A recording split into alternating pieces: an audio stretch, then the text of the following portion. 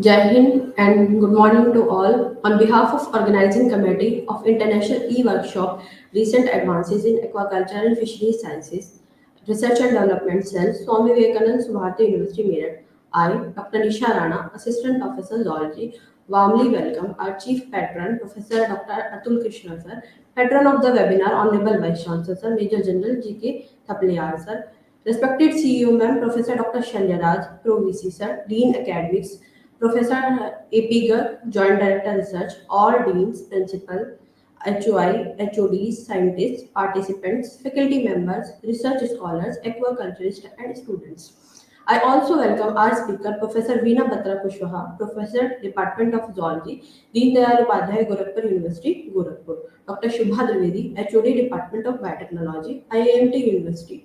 Professor Dilip Jha, Head Department of Aquaculture, Faculty of Animal Sciences, Agriculture and Forestry University, Chitwan, Nepal. And all speaker, including Dr. H.M. Maksood, HOD Fish and Genetics and Breeding, TNU, West Bengal. I warmly welcome you all. Before starting the technical session, I would like to introduce my uh, speaker. Now it's the time for technical session 1. I would like to introduce our speaker, Professor Veena Batra Kushwaha, ma'am, Professor, Department of Geology, Deen Dayal Upadhyay, Gorakhpur University, Gorakhpur. Professor Veena Batra Kushwaha is a professor, Department of Zoology, Deen Dayal Upadhyay, Gorakhpur University, Gorakhpur.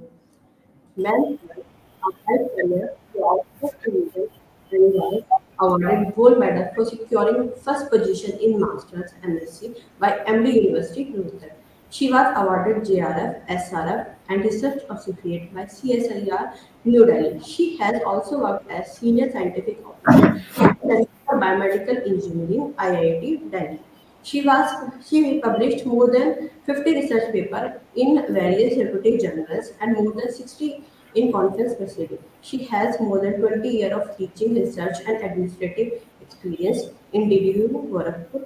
She has been working in area of toxicology, biochemistry, and environment pollution.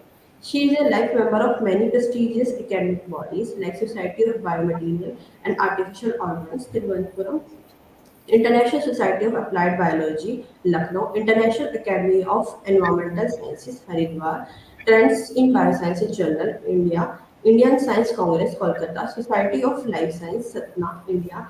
Ma'am was awarded by Professor S. Balsare Gold Medal from Indian Academy of Environmental Science, Haridwar, India in 2019. Best Scientist Award by Society of Life Science, Satna, MP in 2018. Now, I would like to invite our speaker, Professor Veena Batra Kushwa, ma'am. Thank you, Dr. Nisha. Can you hear me? Am I Yes, audible? yes, ma'am, Yeah. you are on. Thank you, Nisha. First of all, I would like to thank your university, Subharti University, for giving me an opportunity to interact with students and other members who are participating in this conference, in this workshop. Sorry.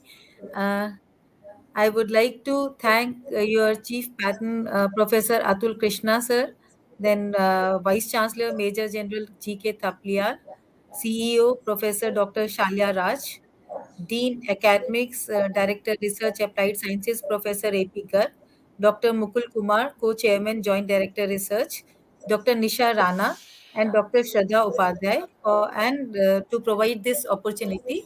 And next, I think I'll start my lecture. Can I share my slides, Nisha? Yes, ma'am, yes, ma'am.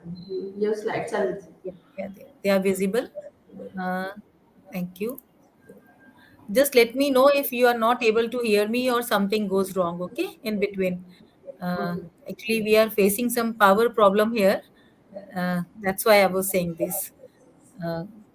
Uh, my dear students, as you all know that you are having a workshop on on this aquaculture and fisheries, which is a very fast expanding food production system, which provides employment and promotes nutritional standards, and also provides your alternate protein sources.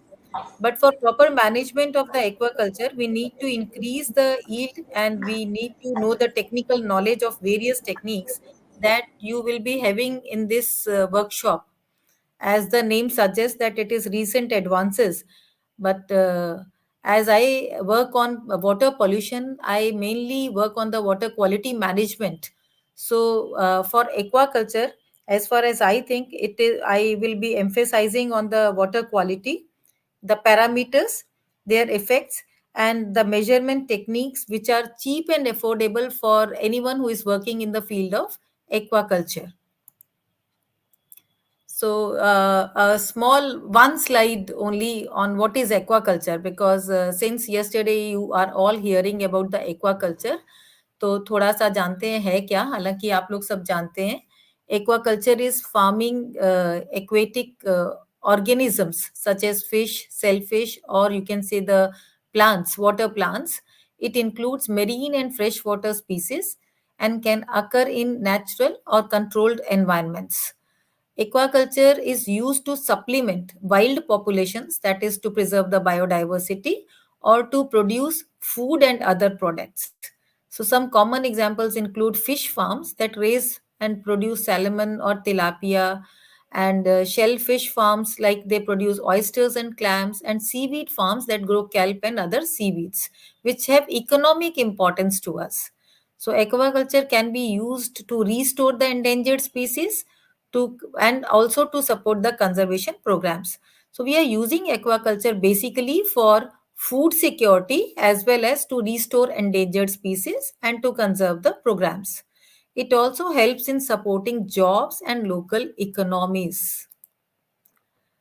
So this slide basically gives you a small idea about the need of aquaculture. It is required for food security. Like I said, it is giving alternate protein nutritions to us, alternate resources for protein nutritions.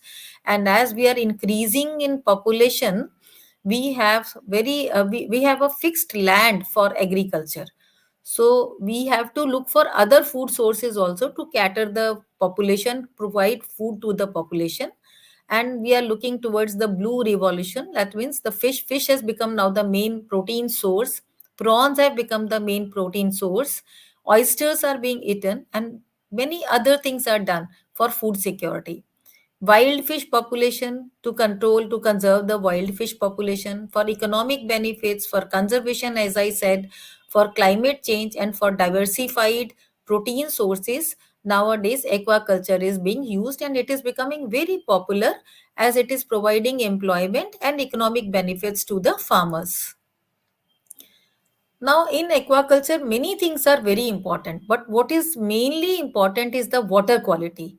अगर आप पानी में ही culture कर रहे हैं और पानी का क्वालिटी ही मेंटेन नहीं कर रहे हैं, तो फिर आपका यील्ड और आपकी चीजें सब वहीं की वहीं रह जाती हैं. Whatever you are doing will not materialize actually. The economic benefits cannot be reaped and the food security cannot be provided. So, water quality is one of the prime factors that determines the success of that particular culture. Whatever culture you are doing, of that success of that culture lies in the quality of the water. The water quality parameters are divided into three major categories: physical water quality parameters, chemical water quality parameters, and biological water quality parameters. A slight change in some of the parameters like pH, temperature, DO, dissolved oxygen, will lead to stress in the organism that can affect its physiology or behavior. You all know that all the living organisms have many metabolisms, biochemical metabolisms going on in their body. And these metabolisms are controlled by the enzymes. And if you see the basic biochemistry of it, all enzymes have an optimum pH and optimum temperature to work with. And those which are aerobic animals or plants inside the aquaculture, in the water, they depend on the dissolved oxygen for their metabolism. So if a metabolism or if a cycle is affected inside, a biochemical pathway is affected inside the organism, its physiology and behavior is also affected. If water is deteriorated or there is change in the water quality, it will affect the growth and reproduction, both the capacities of the organism. And they will become more susceptible to the diseases in the polluted or deteriorated water. So, water quality management is basically to improve the quality of water in aquaculture. And aquaculture entrepreneurs they should know the basic of water quality management measures to reduce the problems related with the water quality in order to utilize the water body with viable profit along with environmental sustainability. As I knew that many students are also participating in this, and many of the farmers are there because it is like an extension work of the Subharti University. I thought I'll emphasize on the various parameters which are required to maintain the aquaculture in a healthy state, or to create to get the viable profits after maintaining the environmental sustainability. So अगर आप ये छोटे छोटे parameters का ध्यान रखते हैं और इनको कंटिन्यूसली मॉनिटर करते हैं वाटर बॉडी में, तो आपकी वाटर बॉडी हेल्दी रहेगी और ऑब्वियसली आपका यील्ड और आपका प्रॉफिट बढ़ेगा। जैसे सबसे पहले आता है वाटर सैंपलिंग। अगर आप वाटर की पैरामीटर्स को स्टडी कर रहे हैं, तो सबसे पहले तो आप वाटर का सैंपल कैसे लेंगे? बहुत it is necessary to make sure that there is no contamination during sampling.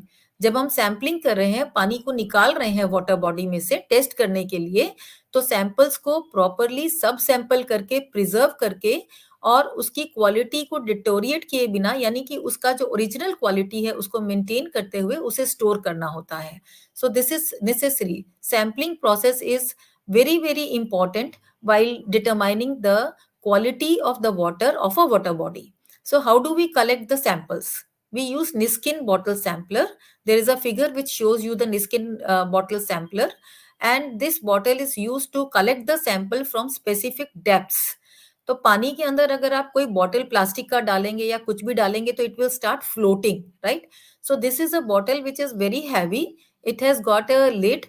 We open the lid, we dip it into the water to a particular depth and collect the water, and it can be closed also inside the water using the technique. So that is why it is a special bottle and we call it Niskin bottle sampler.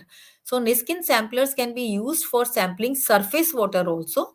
And कोई जरूरी नहीं कि depth में ही करना है, surface water भी उसमें हम लोग ले सकते हैं। Samples of surface water can be collected by merely dipping the bottle with the open dip sampler, and after when it is filled you can close the sampler. जब निस्किन बॉटल्स अवेलेबल नहीं हो तब क्या करें? क्योंकि मैं तो ये बात फार्मर्स के लिए कर रही हूँ, स्टूडेंट्स के लिए कर रही हूँ। So if you don't have Niskin bottles and if you find that they are very expensive, what will you do? You can use a bottle sampler. You can put a weight around it so that it won't float, right? And you can keep a cork with that. And when you have dipped the water inside, bottle inside, there only you can use a eyeball to clock it, to close it. So surface and bottom water samplers are to be collected separately. Surface water अलग से हम लोग sample करते हैं और bottom से, नीचे से पानी हम लोग अलग से निकालते हैं, चाहे वो नियर शोर हो चाहे वो ऑफ शोर हो। सैम्पलिंग के पहले we need to wash these bottles very nicely so that there is no contamination, nothing inside the bottle that you are going to analyze. So wash the bottles with 1N HCl in the laboratory.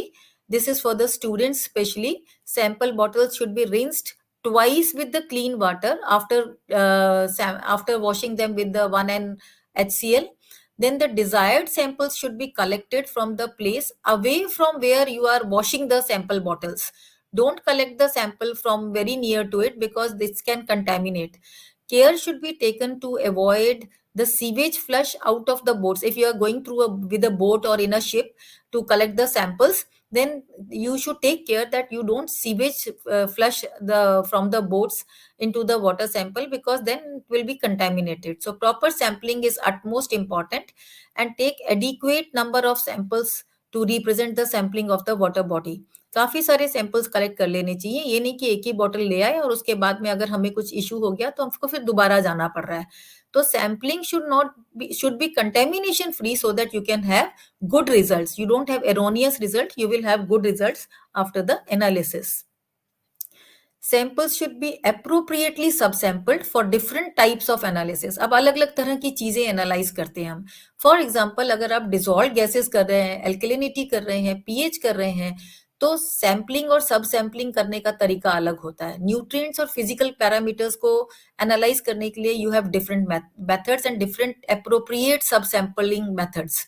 Trace elements के लिए अलग होता है. Biological properties देखनी है तो अलग से करेंगे. बैक्टीरिया, क्लोरोफिल्स या आपको प्लैंक्टॉन्स देखने हैं तो अलग तरह से करेंगे.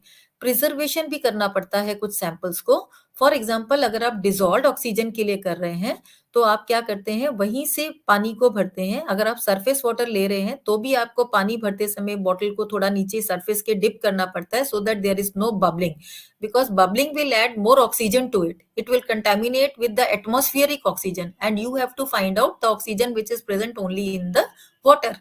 So while taking the sample, there should not be bubbling.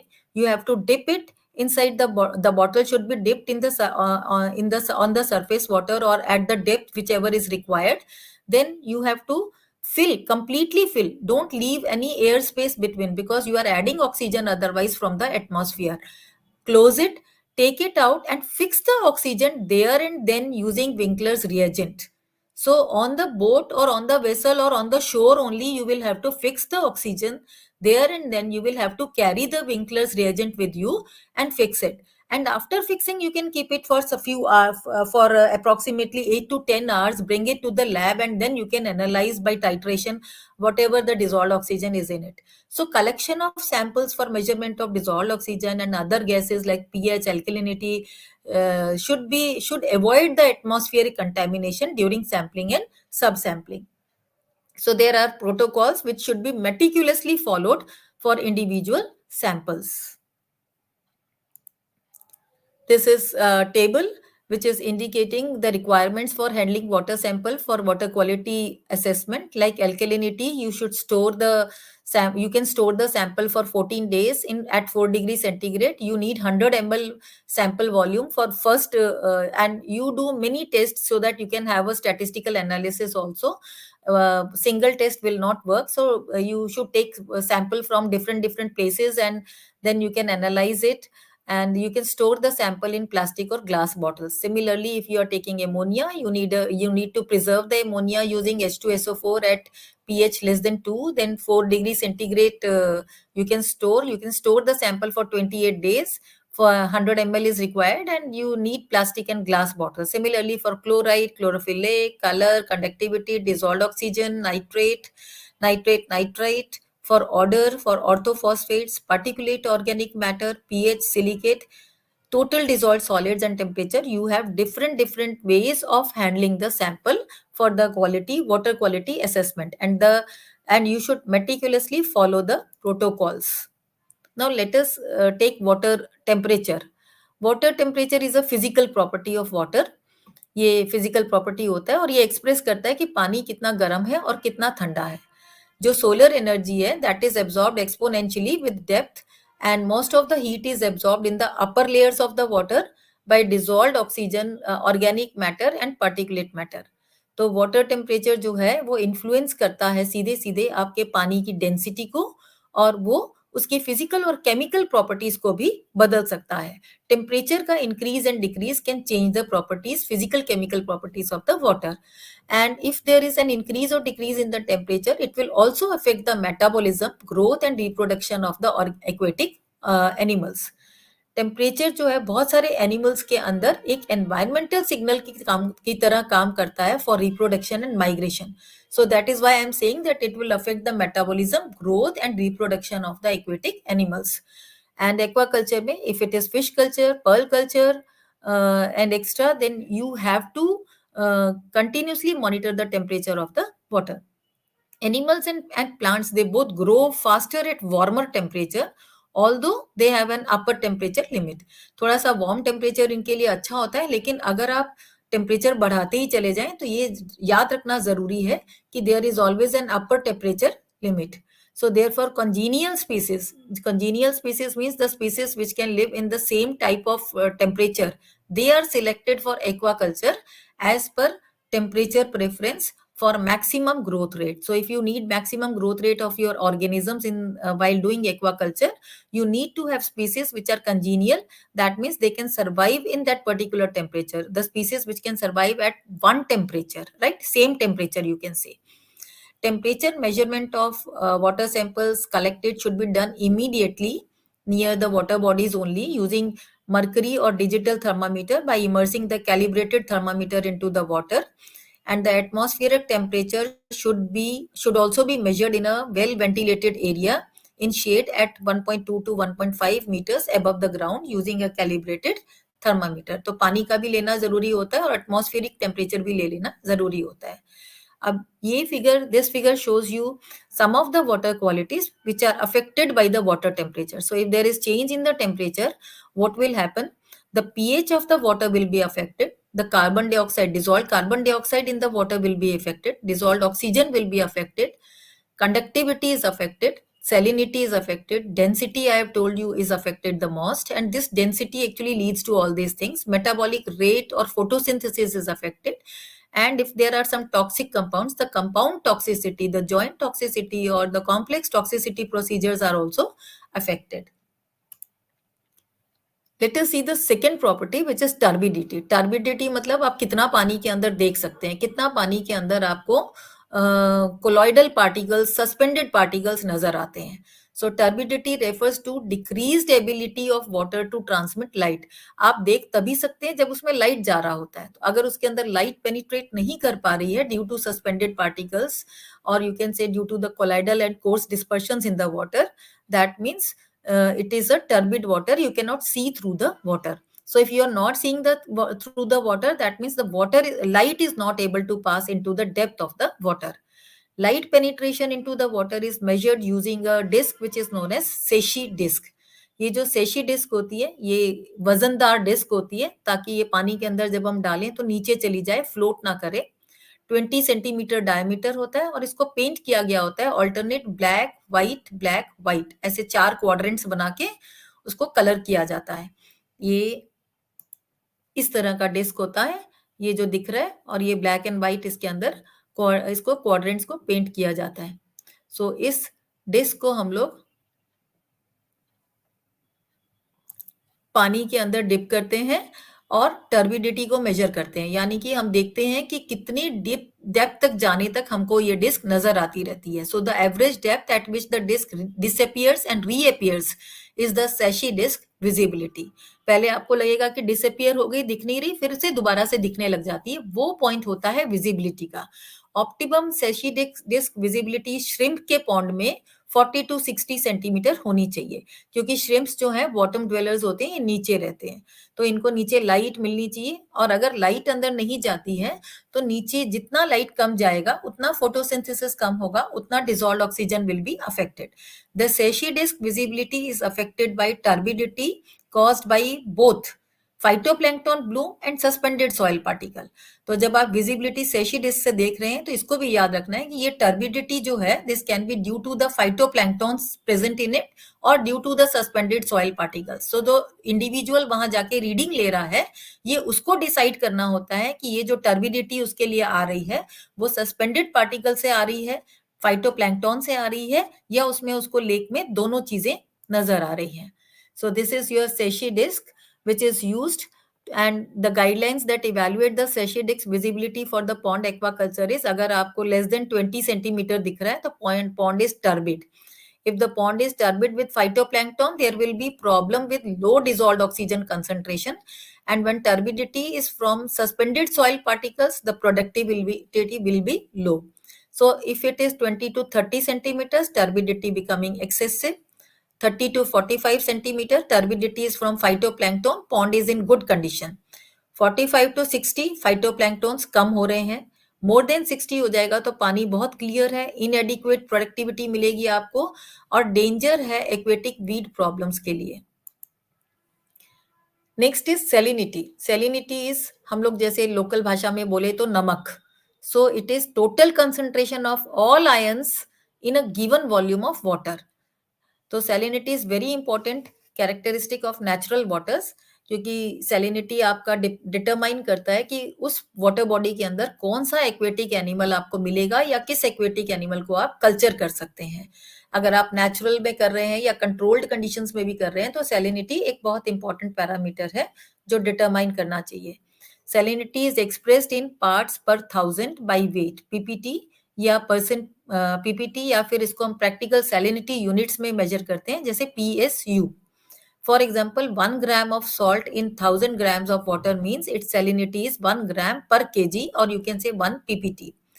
Salinity जो है that ranges normally from 0 ppt to 35 ppt in open oceans. Fresh water में 0 होता है, और oceans में आप चले जाएं समुद्र में तो 35 ppt तक जाता है. कल्चर पॉन्ड्स में फ्रेश वाटर स्पीसीज जो होती हैं, the salinity should be range of 0.01 to 1 ppt, and for brackish water where the ocean water and the fresh water meet, it should be 20 to it is normally 20 to 25 ppt for optimum production. So if you know the salinity, you can culture the animals which can actually tolerate this salinity. How do we measure salinity? We have handheld refractometer, जो कि एक telescope की तरह दिखता है. This is the handheld refractometer.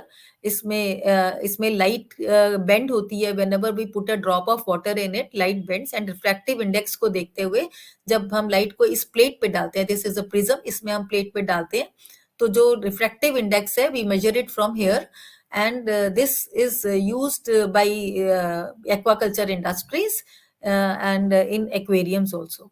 So how do we use it? पहले हम इसको कैलिब्रेट करते हैं, फिर ओपन प्लेट को एक्सपोज करते हैं प्रिज्म को, इसके ऊपर हम पिपेट करते हैं सॉल्यूशन जो हमें टेस्ट करना है, and we add a few drops of the solution which are to be tested. Then we close the plate gently, and from the round side of the end of it we measure. There is a scale given in it. A scale is given in it from 0 to 50. We record the results and gently wipe the prism with a cloth or tissue, and then keep the refractometer. There is one more meter which is known as hydrometer. This is the inexpensive tool. That means it is a very cheap tool to test the salinity of the water while giving reasonably accurate measurements. So ये जो hydrometer होता है, ये specific gravity को major करता है. It uses Archimedes principal, and it is great for measuring salinity in aquariums and cannot be used for testing the salinity of water in the soils. Only in the aquariums you can use it, but you cannot use it to test the salinity of water which is present in the soils. So if using a hydrometer, you should note the temperature also, because it is required when you are calibrating or when you are calculating the accurate salinity. And it is recommended that the hydrometer should be calibrated with 16 degrees centigrade and 25 degrees centigrade for the general standard measurements. There are two types of hydrometers. These are the two types they have shown. It is swing arm hydrometer and glass hydrometer. Again, how do we use them? We first have to calibrate it, submerge it into the water, and while submerging, after submerging, you have to measure the temperature also before that, so that you can calculate the salinity level. So how do we do it? Clean the hydrometer with fresh water first, because you don't want any salt or anything attached to it. Place the hydrometer into the sample, that is water sample. Note that glass hydrometer will float, so do not try to submerge it, because otherwise it will give you the inaccurate readings. You can just keep the glass hydrometer into the sample. Don't try to submerge it, and if there are some bubbles, shake it so that the bubbles don't remain there, because bubbles will affect the reading. You can use a swing arm hydrometer. Also read the measurements with like you will find out the specific gravity in this. And if you are using a glass hydrometer, the measurement will be where the surface of water touches the meter, right? So take the flat water surface, don't take the meniscus. And after that, you can calculate the salinity. You will get relative specific gravity, and you can convert it into salinity if required. There are also conductivity meters, right? They are like electrodes. Conductivity meters, they are electrical conductivity meters, or they are sensors. You can simply find out conductivity with that. You basically they measure the conductivity of the water, and with that you can find out that what is the total dissolved solids in the water. And high conductivity readings from EC sensors indicate water with high salinity. So if you have high conductivity reading, you can predict that salinity is high. So these electric conductivity sensors, they use electric current that pass between the two plates, electrode plates, and the current that travels between the plate can be measured in the form of conductivity, and this conductivity will be due to the ions in the water. So when the current is passing, it is because of the ions or the salt concentration of the water. There are two types: conductivity probe and industrial probe. So we can use this, and because of its wide range, we use it in hydroponics, aquaculture, and freshwater systems. Again, to use them, you have to calibrate it first to ensure the accurate reading. अगर आप soil में test कर रहे हैं, salinity soil का test कर रहे हैं, तो mix the soil with distilled water, so you can use it to determine the salinity in the water as well as in the soil. Protective sensor होता है उसका आगे, प्रोब में आगे लगा हुआ, उसका हम प्रोटेक्टिव कवर निकालते हैं, सेंसर को हम डिप करते हैं. पूरा का पूरा इलेक्ट्रोड उसमें डिप नहीं करना होता है, क्योंकि वो वाटरप्रूफ नहीं होता है. तो आपने सिर्फ प्रोब को डिप करना है. प्रोब को में अगर आपको एयर बबल्स दिख रहे हैं, तो उसको अप डाउन करके एयर बबल्स को रिमूव कर देंगे. टेम्परेचर को एडजस्ट करेंगे. कुछ ईसी मीटर्स में टेम्परेचर ऑटोमेटिकली एडजस्ट हो जाता है. अगर आपके ईसी मीटर में वो फंक्शन नहीं है, तो मैनुअली हम एक चार्ट मिलता है, उससे हम मैनुअली हम टेम्परेचर के हिसाब से चेंज कर लेते हैं, क्योंकि with change in temperature the conductivity will change, the salinity or the ions in the water will change. So you can read the result from the display, and most of the EC sensors are measured in ms per centimeter, and this will give you the conductivity, which you can further convert into salinity or in ppt. Then one more important thing, after doing all these parameters, now you should also know the pH of the water, because pH is also optimum for all the metabolisms. So water pH is the measure of basically hydrogen ion activity, or you can measure acidity and alkalinity from it. It ranges from 0 to 14, as we all know. आप सब जानते हैं natural waters में जो pH होता है उसका range 5 से 10 होता है, और जो ऑप्टिमम वाटर रेंज होता है एक्वाकल्चर में, वो हमें चाहिए होता है 6.5 से 9. जो 7 होता है उसको हम न्यूट्रल कंसीडर करते हैं. तो पीएच अगर लोअर होगा 7 से, तो वाटर एसिडिक होगा, हायर होगा तो बेसिक होगा. ये जो पीएच है पॉन्ड्स में, it will rise during the day. दिन के समय ये बढ़ जाता है, because phytoplanktons and other aquatic plants they remove the carbon dioxide from water, because they are photosynthesising. लेकिन रात के समय पीएच डिक्रीज हो जाता है because of the respiration and production of carbon dioxide, which is added by the organisms into the water. So high and low pH अगर बहुत लंबे समय तक रह जाएगा, तो it will cause a stress on the organisms, leading to less survival, poor growth and susceptibility to diseases. यानी it will affect the immune system also of the organisms, and they will be more susceptible to the diseases. उनको diseases होने के chances बढ़ेंगे, जिससे कि production के low होने का पूरी होने की पूरी संभावना होती है. So science of less than optimal pH include increase mucus on the gill surface. अगर सोच लीजिए आपके बॉडी में, वाटर बॉडी में ऑप्टिमल पीएच से कम हो गया है पीएच, तो आपको एनिमल्स के, अगर फिशेज हैं तो उनकी गिल सरफेसेस पे, या कोई भी एनिमल के गिल सरफेस पे आपको म्यूकस दिखाई देगा, ब्लैक गिल डिजीज दिखाई देगी, उनकी eye lenses will be damaged, abnormal swimming behaviour दिखाई देगा. If they are mollusc, then the shell will be loose, the soft shell will be there, irregular moulds दिखाई देंगे, फाइटोप्लैंक्टॉन्स कम हो जाएंगे, और जू प्लैंक्टॉन्स की भी ग्रोथ कम हो जाएगी. And you all know, if phytoplanktons and zooplanktons growth is reduced, the other organisms are also affected, because they are the part of the food chain. Higher pH होगा तो it can increase the toxicity of ammonia, especially so when the water temperature is high. If high pH, high temperature is there, then the toxicity of ammonia will increase in the water body. So acid and alkaline death points जो होते हैं fish के, वो approximately pH 4 से pH 11 होते हैं. This figure gives you the death points, and the pH varies in the pond environment, and it depends on a lot of factors. जैसे acid sulphate soil से आ गया हो, एसिड सोर्स हो water का कहीं पे, रेन जो है आपका जो रेट ऑफ रेनफॉल है पॉन्ड एरियाज में कम हो गया है या ज्यादा हो गया, उससे पीएच अफेक्ट होता है. Poorly buffered water stocking density है, फीडिंग और रेट स्लज जो है, feeding at rate of sludge formation in the pond bottom, और माइक्रो ऑर्गेनिजम्स कौन से हैं उसके अंदर, फाइटोप्लैंक्टॉन्स कैसे हैं, कार्बन डाइऑक्साइड का कितना प्रोडक्शन हो रहा है. ये सब चीजें आपके एक्वाकल्चर में या किसी भी वाटर बॉडी में एक्चुअली वाटर की क्वालिटी को अफेक्ट करते हैं. एंड एक्वाकल्चर में ये मेनली आपको बहुत इफेक्ट करते हैं, बिकॉज ये आपको इकोनॉमिक लॉस पहुंचा सकता है. सो पीएच हम कैसे मेजर करते हैं? अगर आप लैब में मेजर कर रहे हैं, तो you have a laptop bench top pH meter, and if you are in the field, you can use a portable pH meter. This is benchtop and this is portable. You can also use the strips. You have paper strips also, which can be used, and directly you can measure the pH. Another important parameter is dissolved oxygen. Initially, also I said that it is a very important parameter for aerobic animals, those who depend upon the oxygen. The dissolved oxygen level, if it is too low or if it is too high, can affect the aquatic life. It can affect the water quality. Free oxygen या dissolved oxygen क्या होता है? Oxygen जो कि किसी भी चीज के साथ बॉन्डेड नहीं है.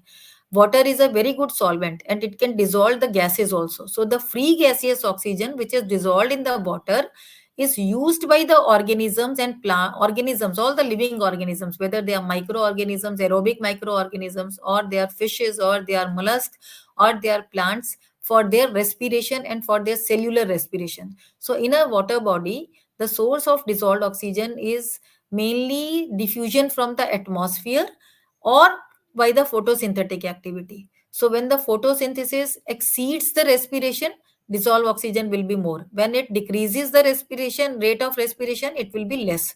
So solubility of oxygen decreases with increase in temperature, salinity, and with the rate of photosynthesis. जितना हम डीप जाते हैं वाटर में, उतना डिजॉल्व ऑक्सीजन कम होता जाता है. तो श्रिम्प फार्मिंग में डिजॉल्व ऑक्सीजन बहुत इंपॉर्टेंट होती है, जैसे क्योंकि मैंने आपको बताया जो श्रिम्प्स होते हैं वो बॉटम में ज्यादा रहते हैं. अगर बॉटम में ऑक्सीजन कम हो जाए तो श्रिम्प्स मरने शुरू हो जाते हैं. सो डिजायरेबल कंसंट्रेशन जो होती है डिजॉल्व ऑक्सीजन की वाटर बॉडी में, specially for fishes, should be more than 5 mg/L. तो डिजॉल्व ऑक्सीजन का एनालिसिस कैसे करते हैं? मैंने आपको बताया हमें बहुत प्रिकॉशंस लेने पड़ते हैं. हम शोर पे ही या वाटर बॉडी के किनारे ही बीओडी बॉटल्स में, BOD bottles means the bottles with which have got caps, उसको फिल करके उसको विंकलर्स रिएजेंट से या नेस्लर्स किट में या नेस्लर्स बॉटल में हम लोग उसको भर के लाते हैं और उसको शोर पे ही विंकलर्स रिएजेंट से हम फिक्स करके लाते हैं. सरफेस का, बॉटम का, दोनों का अलग अलग वाटर सैंपल हमको कलेक्ट करना पड़ता है और पूरा प्रोटोकॉल मेटिकुलसली फॉलो करना पड़ता है, so that atmospheric oxygen does not gets mixed up with the water body. अगर वो उसमें मिक्स हो गई तो आपका ऑक्सीजन तो लेवल ठीक आ जाएगा एनालिसिस करते समय, लेकिन वाटर बॉडी में ऑक्सीजन क्या है ये आप नहीं जान पाएंगे. सो this is the diagram which is basically giving the dissolve oxygen desirable range for animals. वो मैंने वहां भी बनाया था. The commonly used methods of estimation of dissolved oxygen is by Winkler titration method. इस मेथड में हम लोग क्या करते हैं कि ये देखिए, ये this is the bottle in which we are collecting, putting the sample और collecting the sample, BOD bottle, जिसको हम पूरा फिल कर देते हैं. थोड़ा सा भी इसमें एयर स्पेस छोड़ते नहीं है, अदरवाइज ऑक्सीजन एटमॉस्फेयर की इसके अंदर मिक्स हो जाती है. Then we use manganese dioxide, a bivalent manganese, which actually reacts with the oxygen, dissolved oxygen in the sample, and it forms a tetravalent compound. When the water containing the tetravalent compound is acidified, where free iodine is liberated from the oxidation of potassium iodide, and this free iodine is chemically equivalent to the amount of dissolved oxygen present in the sample, and is determined by the titration with the help of sodium thiosulfate. So जितना sodium thiosulphate use होता है उतना mg/L of oxygen आपका उसके अंदर present होता है. तो these are the 8 steps basically that we are using. ये these are the steps. I'll send the PPT to madam and you people can share it so that you have all the steps, and it is also given in all the books, all the normal books where the water parameters are studied. So result analysis हमको बताता है temperature के increase के साथ उसके अंदर oxygen की solubility पानी के अंदर घटती जाती है. जितना टेम्परेचर बढ़ता है उसमें डिसॉल्व्ड ऑक्सीजन कम हो जाता है. सो ऑक्सीजन अगर सेचुरेटेड होगी तो आपके एनिमल्स उसके अंदर बहुत अच्छे से रह पाएंगे. दूसरी गैस जो इंपॉर्टेंट होती है वो होती है carbon dioxide. Carbon dioxide, the level of carbon dioxide in water varies with the respiratory and photosynthetic activity of the animals and plants. So to measure this again, we titrate carbon dioxide with sodium carbonate to form sodium bicarbonate, and the pink color when you are using phenolphthalein indicator indicates the end point, and when you are using methyl orange, the orange color will tell you about the end point. Then is alkalinity. Alkalinity will represent the quantity of basic ions which are present in the water, that is bicarbonates, carbonates, phosphates and hydroxides. तो alkalinity major करना भी बहुत जरूरी है. Alkalinity shows the buffering capacity of your water, and that how much pH change can be tolerated. And alkalinity is also expressed as mg per liter of the calcium carbonate. The total alkalinity should not be lower than 20 mg per liter per liter of the calcium carbonate in production ponds. So desired total alkalinity जो होती है aquaculture के लिए 50 से 150 milligram पर litre calcium carbonate होती है, which is determined by titrating the water sample with strong H2SO4 first to pH 8.3 using phenolphthalein as indicator, and further to pH between 4.2 to 5.4 using methyl orange. So this will give you the alkalinity, as well as this will tell you about the hardness of the water quality, and you can always do the management of aquaculture accordingly. You can use divalent salts like calcium and magnesium to reduce the water hardness. Calcium and magnesium are both essential in the biology, and bone and scale formation of the fish in the aquatic animals is affected with the amount of calcium and calcium in the water. So calcium is the critical component of total hardness of the calcium concentration, and environmental calcium is crucial for maintaining exact level of internal salts for the normal heart muscle and nerve function. तो एक appropriate range होना चाहिए. Alkalinity or hardness, they are reasonably stable, but they change with time, because from weeks to months, depending upon pH and the mineral content of the bottom soil. If the bottom soil content is different, or it is changing, the alkalinity and hardness will be affected. Then there is one more thing which can actually help us to determine the hardness and alkalinity, that is oxidation reduction potential. So we measure this oxidation reduction potential of the water using this portable ORP meter, and this is also known as EH because it measures with respect to the hydrogen electrode. And it for natural waters it ranges between 0.45 to 0.52 volts, and appearance of iron ions or FeRN, ferrous ions, at 0.2 volt coincide with the depletion of the oxygen. So that is this is the way you come to know how much oxygen is there, how much carbon dioxide is there, what is the pH, what is the ionic strength. Next important parameter is decomposition of organic matters.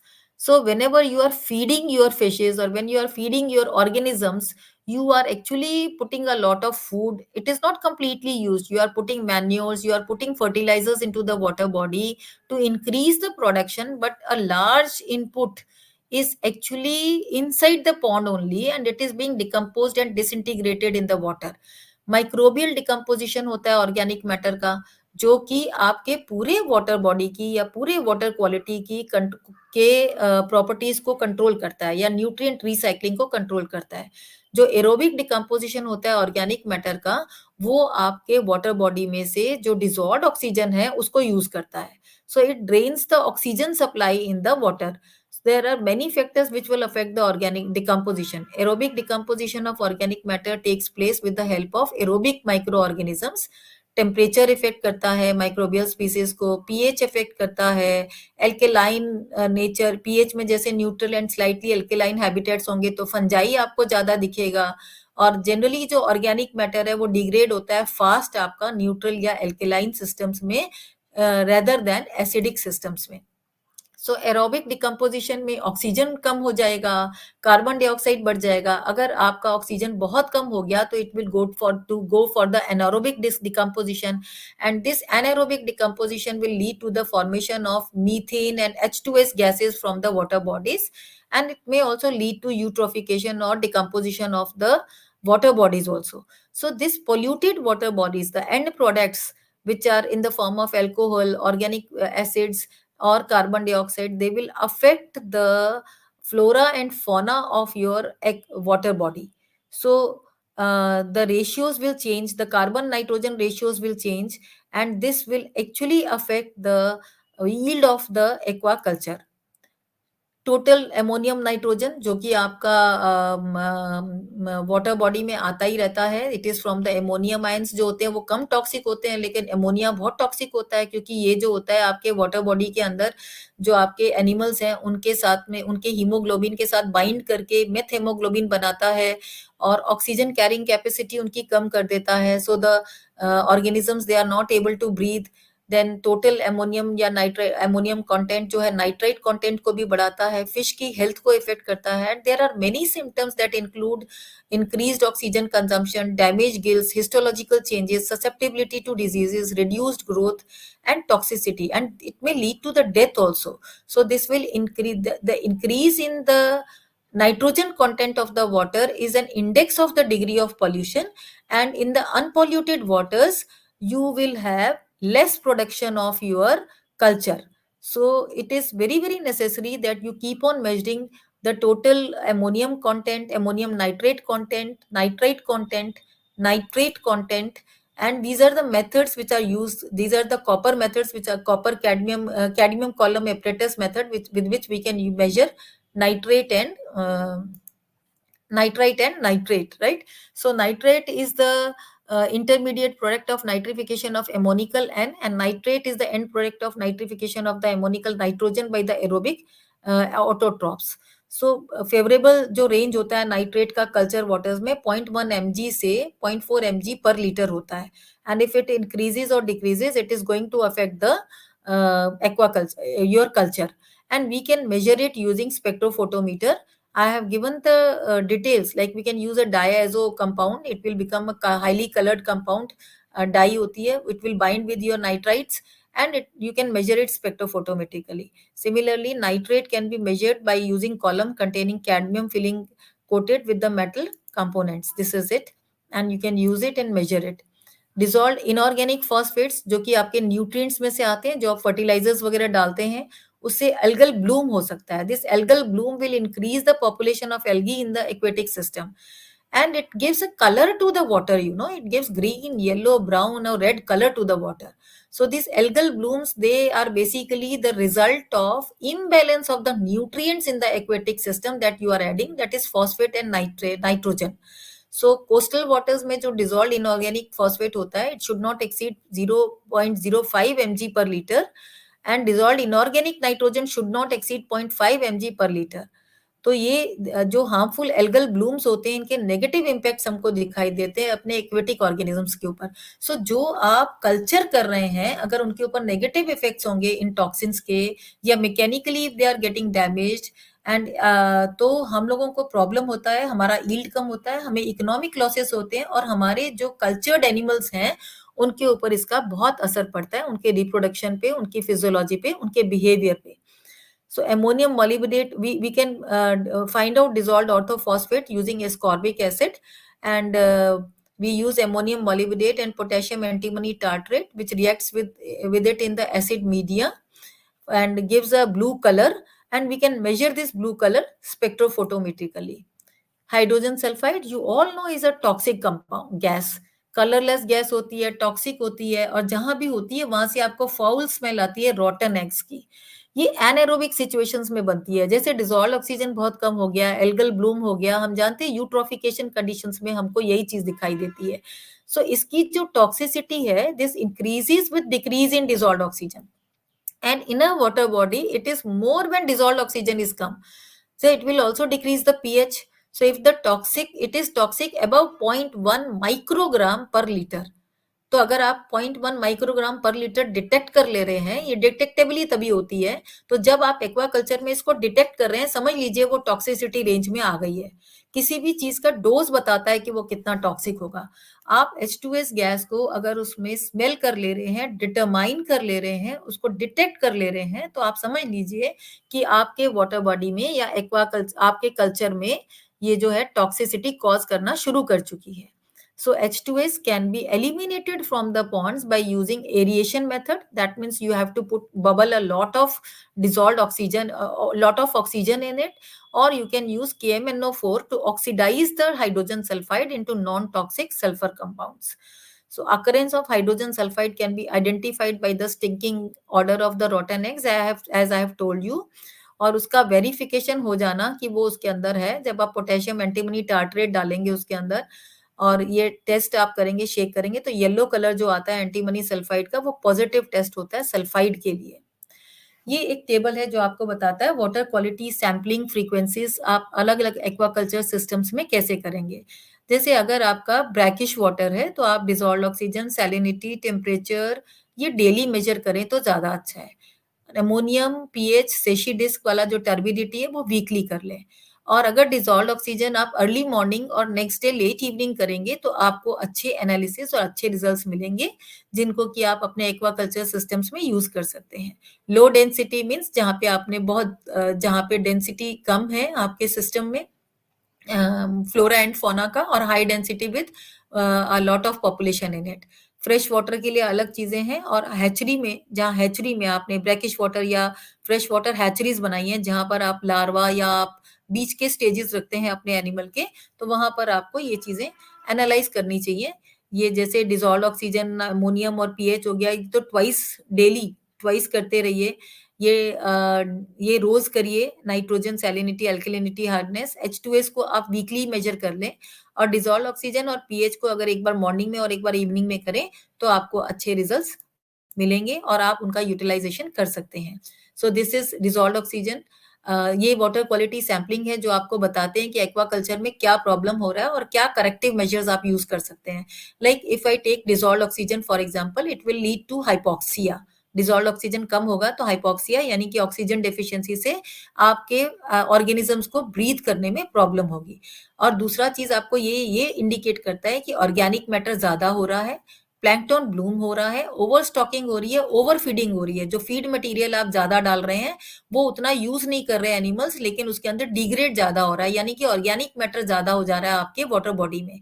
It may lead to mortality and lethargy. So 4 to 5 mg होना चाहिए warm water fishes में, and 5 to 6 mg होना चाहिए cold water fishes में। अगर ऐसा नहीं हो रहा है तो एरिएशन करें, बबलिंग करें ऑक्सीजन की उस वाटर बॉडी के अंदर, और आपको जो विजिबल चीज दिखाई देती है आपके अंदर, अगर आपने उसमें फिशेस रखी हैं तो they will come to the surface and they will open their mouth, that means they are gasping at the surface and there will be mucus accumulation on the gills, they are having problem in breathing, that means right. ऐसे ही carbon dioxide, ammonium, ये आपको indicate करता है। Then this is again water quality sampling. Nitrate, nitrite, hydrogen sulphide में क्या क्या होता है। नाइट्राइट से पॉइजनिंग होती है, ओवर स्टॉकिंग में दिखता है, मेथ में ग्लोबिमिन बनता है जो एरिएशन चाहिए आपको, और हाइपोक्सिया और लिथार्जी दिखाई देगा आपको अपने एनिमल्स के अंदर। मूवमेंट्स रिड्यूस होती हैं अगर नाइट्रेट ज्यादा हो जाए, हाइड्रोजन सल्फाइड हो जाए तो भी वो एनिमल सरफेस पे आके गैस्पिंग करते हैं, दैट मीन्स उनको रेस्पिरेशन में प्रॉब्लम हो रहा है। और एसिडोसिस और एल्कलोसिस अगर पीएच में चेंज हमको नजर आता है तो ये चीजें हमको दिखाई देती हैं। And now I've come to my last slide, in which I would like to tell you that water quality monitoring and management, ये जो वाटर का क्वालिटी को मॉनिटर करना, फिर उसको मैनेज करना, उसको ठीक करना, ये बहुत एसेंशियल है आपके एक्वाकल्चर एंटरप्राइजेस को स्मूथली फंक्शन करने के लिए। और ये बहुत बेसिक नॉलेज है, कोई भी एक्स्ट्रा नॉलेज नहीं बताई है, but these are the recent trends that we need to measure them. And why we need to measure them? Because we have increased pollution in our environment, and this is coming to our water bodies also.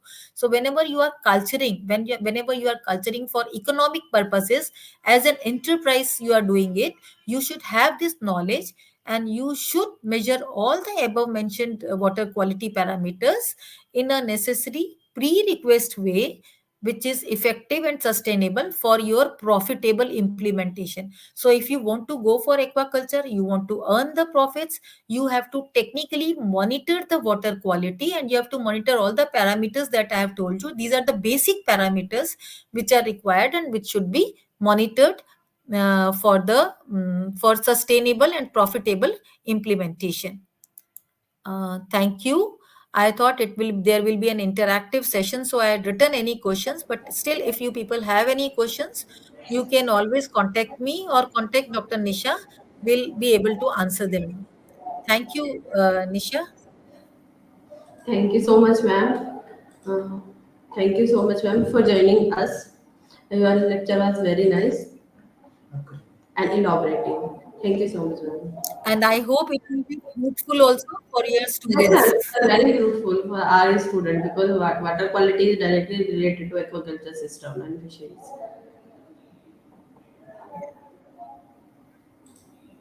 So we are going to start the next technical session. For this session, I would like to introduce our speaker, Dr. Shubha Trivedi, Head Department of Biotechnology, IMT University, Meerut. Ma'am is presently serving as HOD Department of Biotechnology and officer in charge of student-centric activities organizing by Central R&D Department, Innovation Ambassador of Institute Innovation Council, Coordinator, Unnat Bharat Abhiyan, etc. in IMT University, Meerut. Dr. Shubha Dwivedi has more than 18 years experience in R&D work in the area of biochemical engineering and environmental in biotechnology. She has completed her research in the area of wastewater analysis, characterization, and cost-effective and eco-friendly treatment of contaminated water. Her area of specialization is eco-friendly technology development for removal of hazardous contaminants from wastewater. She has published more than 85 research papers in international journals, conference, proceeding, and chaired many sessions during international conferences and delivered keynote address including IIT Roorkee in BHU, Garden City University, Bangalore, and Nigerian University. Ma'am has written many books in Hindi literature also. She delivered many talks based on science literature education through FM and more than 30 talks on different topics of science among students of various colleges. Now, I would like to invite Dr. Shubha Devedi for his lecture.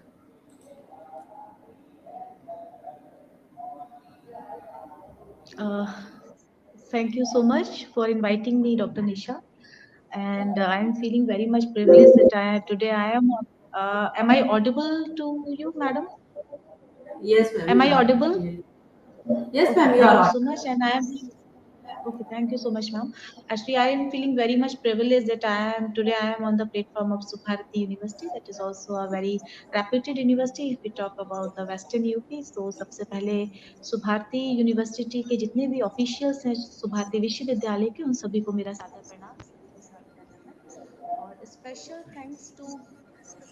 Special special thanks to doctor Nisha Rana madam जो आपने मुझे यहाँ पर बुलाया और आपकी ने जो कहा कि just I have to present myself on the recent advances advancement in the aquaculture and fisheries science. So one more thing I wanted to tell over this platform before starting the lecture properly, that my background is totally the environmental biotechnology. Yes, I prepared myself for this session also, but somehow my main focus onto the how we can follow the sustainable path that all we are aware that in September 2023, Honorable Prime Minister organized a G20 summit at Delhi, New Delhi. So, and we all are the fortunate that we are the part of, and we are the part of that summit. So, in that proper global alliance, some of the future objectives have been decided in that summit.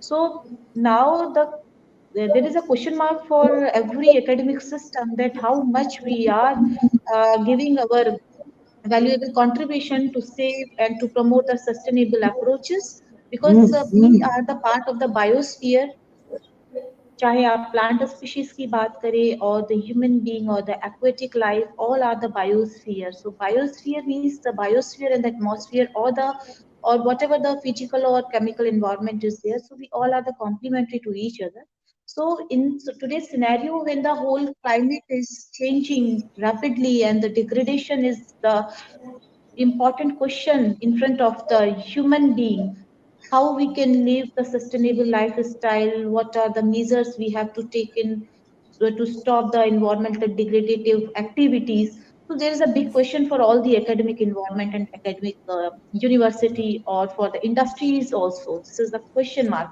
into this scenario so madam I just wanted to that can you share my slide because can I share or you can share my slides okay so this My is slide a is very good concept which I have prepared today for you all. That is a pro-planet people approach to support the global well-being and sustainable lifestyle. This is not a lecture properly. This is a dialogue between you and me. अगर एक भी विद्यार्थी, एक भी student को अगर ये चीज समझ में आ जाती है, तो मैं ये समझूंगी कि ये जो हमारी वार्ता है, जो हमारी ये टॉक है, जो ये e workshop, international e workshop, means the whole world is seeing this particular talk, this talk. And actually I am also the global coordinator, global sustainable future coordinator. And this global sustainable future uh, is from the University of Lancashire, London. And I am also the coordinator of Unnat Bharat Abhiyan of IIMT University, and I am head of the Department of Biotechnology. So these all are the very interrelated field, and the concept is totally, it is applicable to all the field based, whether we are of the science student or we are the art student. For sustainability, आज के समय में जो सतत विकास की अवधारणा, तो जो इकोनॉमिक डेवलपमेंट और the continuous development is a process that we have to understand, and we have to grow, and we have to live accordingly. So the concept is a pro-planet people approach. So this is actually the concept given by our honorable Prime Minister in 2022 in Geneva Summit. तो मैं बहुत आसान से शब्दों में, ma'am, is there, आप सभी को मेरी आवाज आ रही है? Means Yes, ma'am. Yes, ma'am. Okay, thank you so much. तो प्रो प्लानिट पीपल, और बहुत साधारण से शब्दों में जो मैं अपने स्टूडेंट, अपने विद्यार्थियों को बताती हूँ कि हमें जीना है उस तरीके से जिस तरीके से हमारे पूर्वज जीते आए हैं। तो अगर हम उस कॉन्सेप्ट को लेके चलेंगे कि व्हाट इज प्रो, तो अब हम अपने प्लैनेट को पीपल्स के लिए, आज के समय में और आगे आने वाली जनरेशंस के लिए भी सुरक्षित रख पाएंगे, कंजर्व कर पाएंगे। अब समझने वाली बात यह है कि we have to understand about the what are the natural resources जो प्रकृति ने हमें दिए हुए हैं, and how we are, what are the ways in which we are consuming those resources.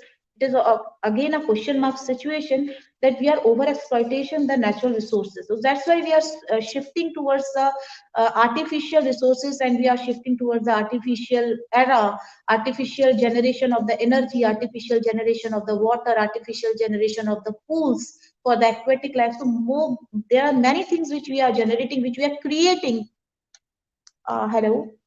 Which we are creating, which we are generating. So this is again a very important question, और जिसके बारे में हम आगे बात करेंगे। Ma'am, second slide.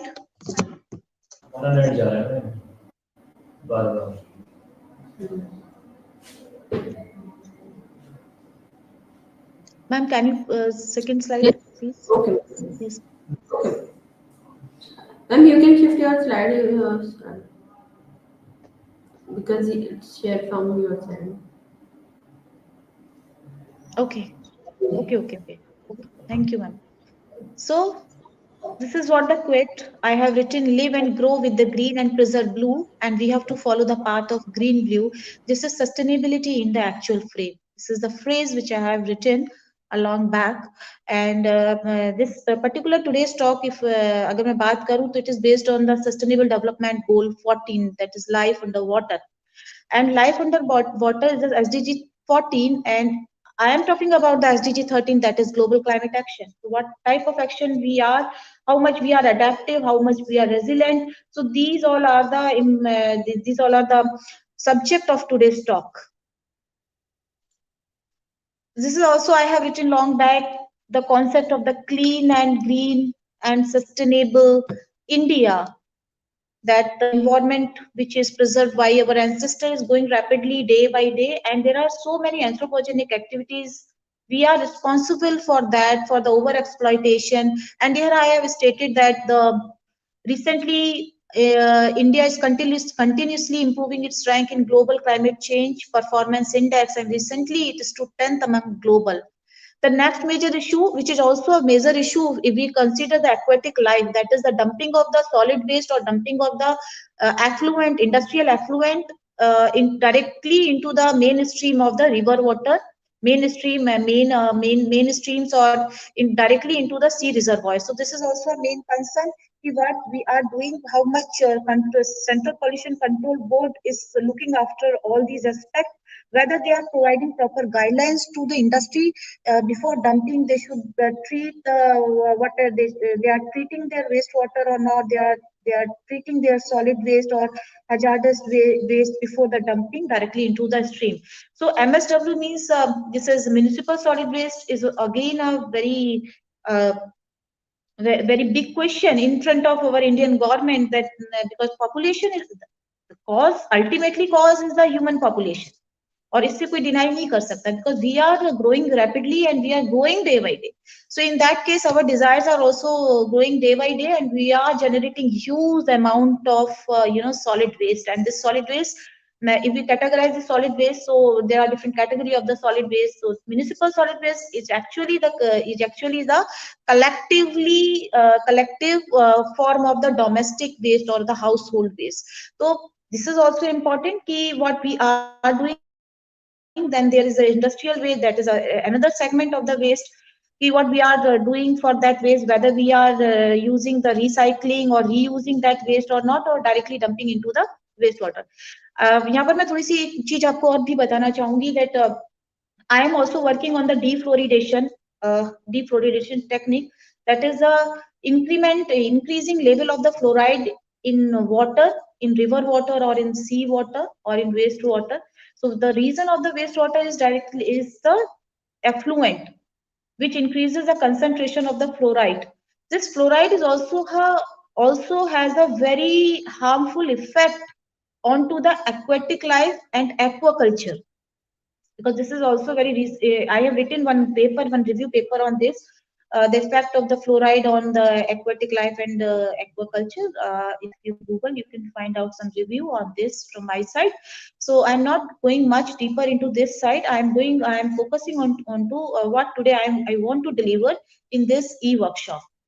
So this is what the Clean, Green and Go and Sustainable India, which I have written a long time. This is a small paragraph which promote the student to motivate themselves to being a good human being, and they understand their own responsibility ki what we are forwarding to our next generation.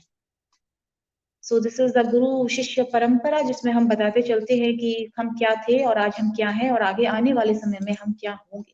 So this is again this is you are seeing here, this is a Hindi, but actually मैं आज इसके background की आपसे बात करूं. When I was in IIT Roorkee and I am attending one lecture of Dr. B. Mohanty, he was the chemical scientist in chemical engineering department over there.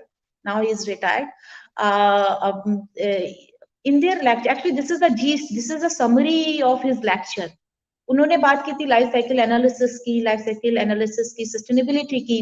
तो what is actually the sustainability, how we can go with this sustainability, how we can conserve our biodiversity, how we can conserve our aquaculture, aquatic life, और जितनी भी natural resources है, means biosphere, conservation of the whole biosphere.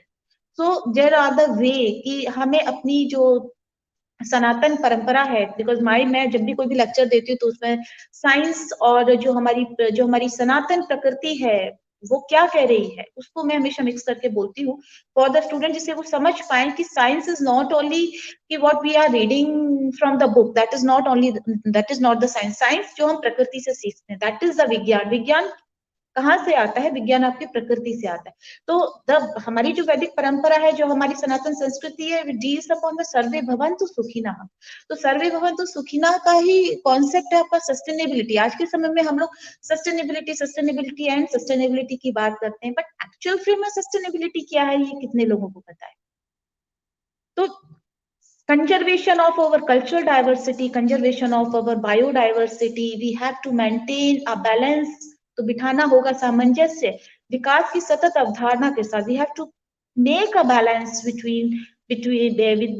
this concept of the sustainability, and so that कि जो हमारी आने वाली generation है, the definition of the the core definition of the sustainability is we have to save for our future also. हम अभी सिर्फ उतना ही यूज करें, हम अपनी थाली में सिर्फ उतना ही खाना लें जितना हम खा सके.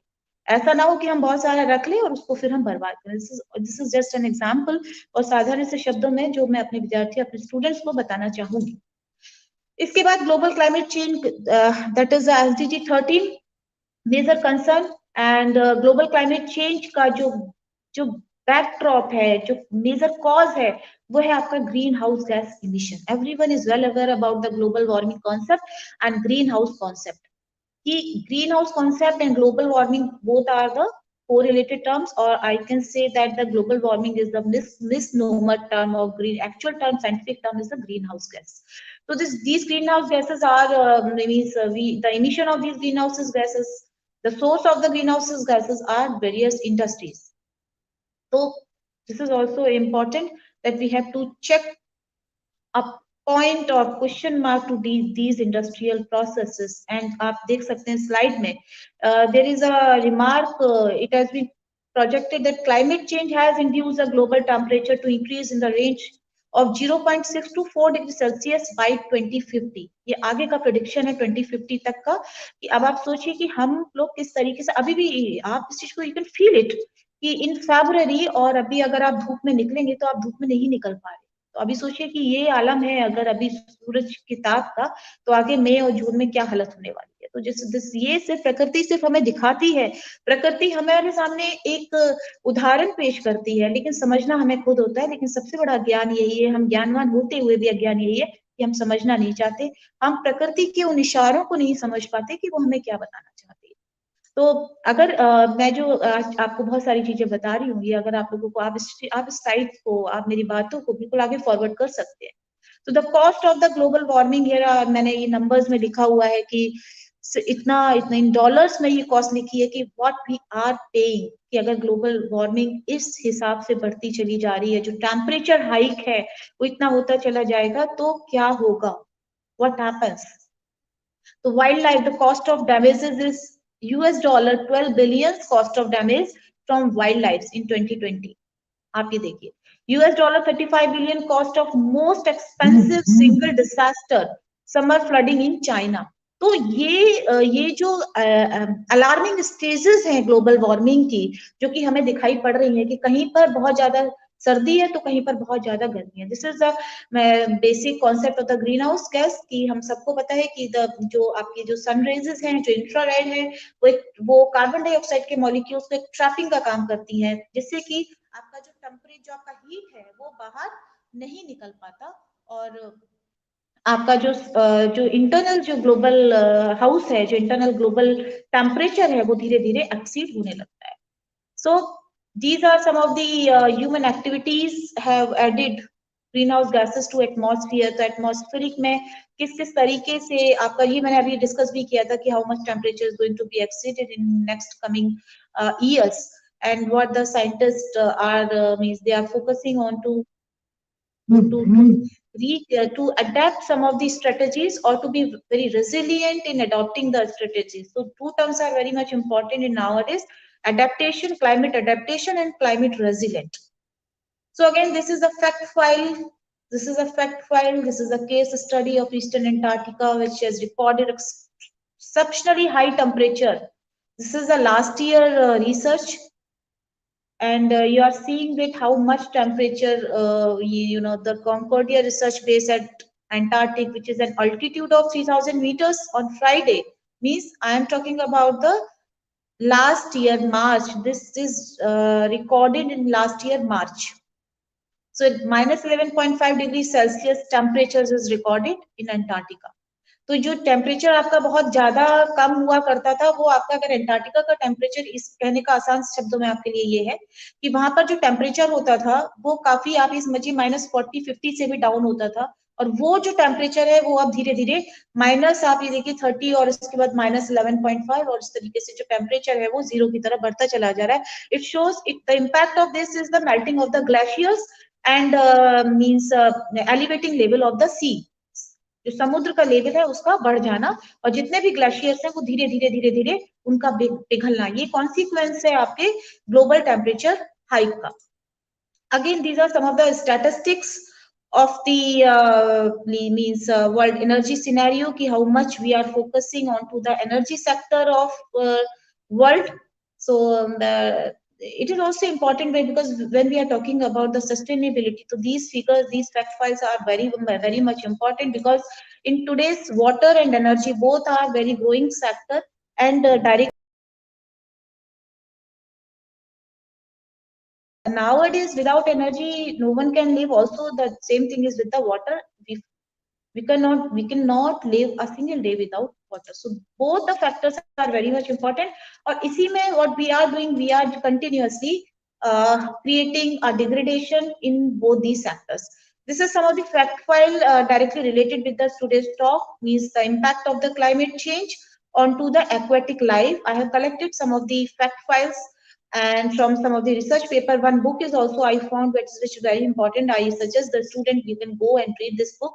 It is written in the end of the slide, that is the impact of climate change on fisheries and aquaculture, synthesis of current knowledge, adaptation and mitigation actions. So आप इसको जरूर इस किताब को पढ़िए. It is very important book. And I have show you one figure. It directly correlate, means sustainable development goal 14 and sustainable development goal 13. Both how they are related and what action we all have to taken to protect our agriculture or to protect our aquaculture. Both the things are very much important. So these sectors are very much important. Now, this is over 400 billion tons of, again, the fact file is key. Two things are very much important for the aquatic life. One is the climate change, impact of the climate change onto the aquatic life. And initially in the starting of the session, I told you about the impact of the waste disposal or the scenario of the dumping of the waste into direct stream of the river water. And the plastic pollution is also a very serious issue nowadays for the aquatic or marine system, because this plastic create a heavy type of pollution, means it some of the sea aquatic animals engulf this plastic, and means बहुत ही plastic is just a deadly body for the aquatic system. This I want to मैं आपको ये सारा कुछ बताना चाहती हूँ. Now again this is again the different types of कि अभी जो ये what type of solid waste is there, or the solid waste is there, or the effluent waste is there. So what strategies we have to follow to check out these type of issues so that our aquatic life or our aquaculture should be protected. So these are some of the things, different types of waste and their measures, how we can convert this waste into the wealth. Because in now a scenario, there is nothing is the waste, everything is the wealth. The way the thought process is ours, that how we are seeing the things, हम किस तरीके से चीजों को देख रहे हैं, ये हमारा thought process है. So when we are in the era of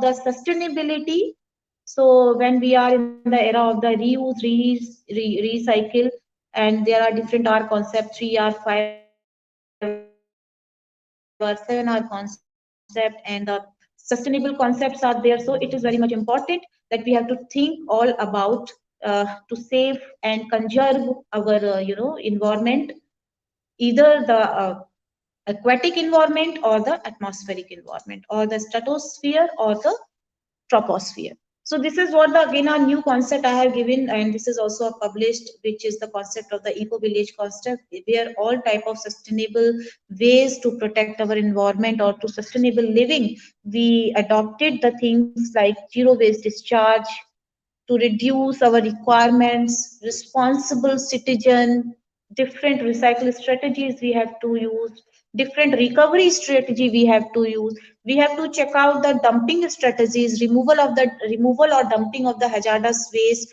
So when we plan some of the new colonies, or like there is also a very new concept is going nowadays, that is the 15-minute cities and 30-minute cities concept. Recently I given one presentation on this also. The concept is the base of the concept is the eco village concept, in which we can situate it in such a way कि जो भी हमारी amenities हैं, जितनी भी amenities एक colony को एक आज के समय में एक पर कैपिटा एक अगर हम बात करें तो एक इंसान की जो जरूरतें होती हैं वो उसके 15 मिनट्स की पैरिफेरी में सारी चीजें अवेलेबल हो. तो दिस कॉन्सेप्ट ये आजकल आपके विदेशों में ये कॉन्सेप्ट बहुत चल रहा है, और यहाँ पर भी अभी जो अब मॉडर्न जो सिटीज बन रहे हैं, जो मॉडर्न कॉलोनाइज डेवलपमेंट हो रहे हैं, उसमें आप देखेंगे कि इको विलेज कॉन्सेप्ट जो है वो बहुत तेजी से निकल के आ रहा है. ये आपका प्रॉपरली सस्टेनेबल बेस्ड कॉन्सेप्ट है, जिसमें जो आपका सस्टेनेबिलिटी का जो वेन डायग्राम है उसको पूरा फॉलो किया गया है। और इसमें हम लोग कोशिश ये करते हैं कि इस तरीके से डिजाइनिंग ऑफ द होम्स और डिजाइनिंग ऑफ द हाउसेस और designing of any colony in such a way कि जितना भी आप इसमें ग्रीन यूज कर सकते, like we use a rainwater harvesting unit, we can establish the biogas plant, we can establish the wastewater recycling unit, we can establish the waste conversion, waste to wealth conversion units. So in such a way we can design the colony. In fact, for the energy uses, energy purpose, we are in that particular era कि जब हमारा खुद के सभी के घरों में उनका खुद का सोलर पावर प्लांट एस्टेब्लिश हो, they can मतलब they are self sufficient. When we are talking about the Atmanirbhar Bharat means अगर हम एनर्जी एफिशिएंट भी खुद से हो जाए कि हमारी पूरे दिन की कितनी ऊर्जा की खपत है हम उसको निकाल सके per capita energy requirement of unit, unit means एक हाउस की, तो कितनी आपकी आपका आप देखिए। एक फिर से मैं एक चीज और बताना चाहूंगी, देखिए बात करते हुए बात आती है, क्योंकि मैंने पहले ही आपसे कहा था कि it is a dialogue between you and me. तो ये हमारा जो भारत की अगर हम लोकेशन की बात करें, we talk about the geographical location of India, तो आप ये देख पाएंगे कि we are in the southern part, southern hemisphere. और इसमें आप अगर भारत के नक्शे को देखें, see the map of the India, आप देखिएगा कि ये ट्राइंगल शेप में नीचे की तरफ से होता हुआ चला जा रहा है। तो दोनों तरफ समुद्र है, नीचे महासमुद्र है। तो जियोग्राफिकल लोकेशन देखिए, और ऊपर अगर हम हाई एल्टीट्यूड की तरफ जाए तो हिमालय पर्वत श्रृंखला है। तो अगर एक बहुत छोटा सा जो हमारी जो ये भारत है, ये आपका यहाँ पर अगर हम सूर्य की बात करें, रोशनी की बात करें, तो प्रॉपरली 10 से 12 घंटे तक हमें सूरज की रोशनी प्राप्त होती है, बल्कि गर्मियों में जो ये समय है ये और भी ज्यादा बढ़ जाता है। तो अगर एक रेशियो निकालें तो भी हम मान के चलते हैं कि मिनिमम इन अ डे पूरे साल का निकाले तो 8 घंटे, 8 से 10 घंटे में सूर्य की रोशनी मिलती है। तो कोई भी सोलर पावर प्लांट है सक्सेसफुल है इंडिया में। अगर इसी तरीके से अगर हम विंड पावर स्टेशन की बात करें, तो जो आपके कोस्टल रीजन हैं भारत के, जो मैंने अभी बात करी आपसे, तो कोस्टल रीजन या हाई एल्टीट्यूड के जो रीजन हैं, वहां पर आपके विंड पावर स्टेशन भी बहुत ही ज्यादा सक्सेसफुल है। तो रेन्यूएबल एनर्जी के क्षेत्र में भी we are growing very fast and we are developing full-fledged renewable energy system. तो ये जो renewable energy system है, अभी तो मास में गवर्नमेंट जो है वो फंड करती है, they are providing some of the subsidy on the renewable energy resources. लेकिन अगर हम इंडिविजुअल कैपिटल या इंडिविजुअल कैपिटा या एक यूनिट की बात करें, तो yes we can do it. हम खुद से एनर्जी जनरेटर भी हो सकते हैं किस तरीके से, और उतनी एनर्जी को खुद के लिए ही यूज कर सकते हैं। मतलब हमारी जो डिपेंडेंसी ऑन द बिल्स है, हमारी डिपेंडेंसी जो हमारी इलेक्ट्रिसिटी आ रही है बाहर से, उस पे भी खत्म हो जा सकती है। ये एक ये वाला ये जो concept which I am giving from the platform of the Subharti university today, ये मैंने मेलबोर्न यूनिवर्सिटी में भी बोला था in the smart village GSVV seminar series. तो वहां पर भी मैंने सेम ये ही बताया था और उनसे कहा था कि हम लोगों को इस तरीके से आगे बढ़ना चाहिए और बताना चाहिए कि now the time is that कि we all have to be self sufficient. दूसरों पे डिपेंडेंसी का टाइम अब खत्म होता चला जाता है। तो ये आज के समय में ये सारी चीजें बहुत सारी इंपॉर्टेंट हैं और इन्हीं कॉन्सेप्ट को लेते हुए हमें आगे बढ़ते हुए जाना है। तो this is again the 5R principle of the zero waste, to reduce, to recycle, to remove, to recover and to. So this is a sustainable development, जिसकी मैंने आपसे बहुत सारी बातें की है। And thank you so much for inviting me for this lecture, and I'm really thankful for the University, Subharti University platform and all the officials of the Subharti University कि उन्होंने मुझे आज ये मौका दिया और मैं आप सबसे आज आपके प्लेटफॉर्म पे कुछ रख पाई। Thank you Thank you so so much. much, ma'am, for enlightening us with such cognizant speech. We are happy to have with you. Your lecture was very informative. It will be beneficial for us also. Thank you so much, ma'am. Thank you. So the next session will be start at 2 p.m.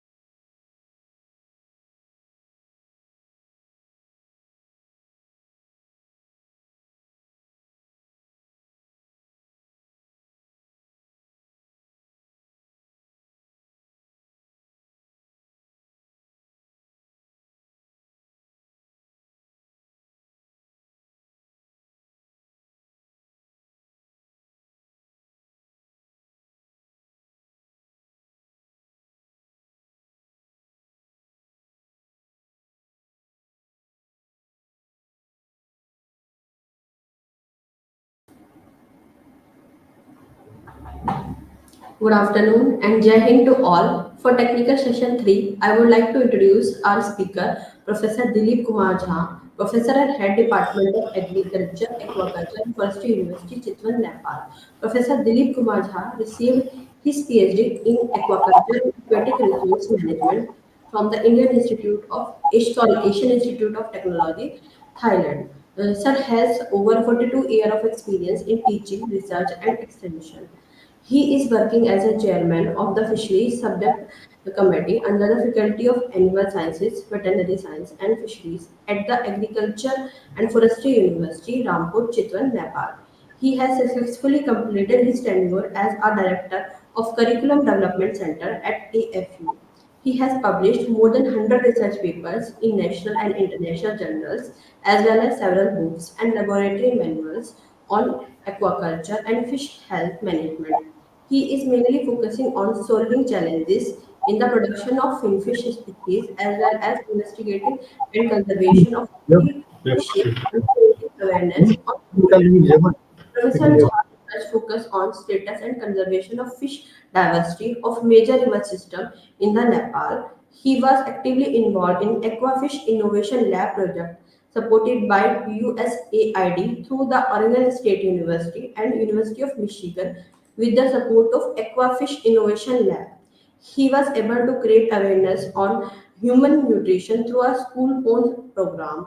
Sir has been awarded by Best Teacher Award by Tribhuvan University, Kathmandu, Nepal, Lifetime Achievement Award by Giza, New Delhi, Scientist of the Year in 2019 by IFEE Kolkata, Lifetime Achievement Award by ABRF Prayagraj, Lifetime Achievement Award by Astha Foundation, UP, India, Vigyan Bhushan Purushkar by Giza, IEST India, Lifetime Achievement Award by SLS GBPU 80 Pantnagar, Best Innovation Scientist Award by IAJ MMDU, Dr. APJ Abdul Kalam Green Environment Promotion Award by ICES Jivaji University, SKKSS Green Scientist Award and Life Science Achievement Award by Vidya University. Now I would like to invite Professor Dilip Kumar Jha to deliver his talk. Sir.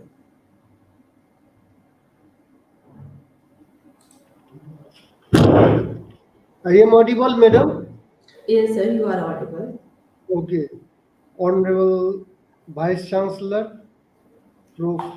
G.K. Thaplial, Swami Vivekanand Subharti University, Meerut.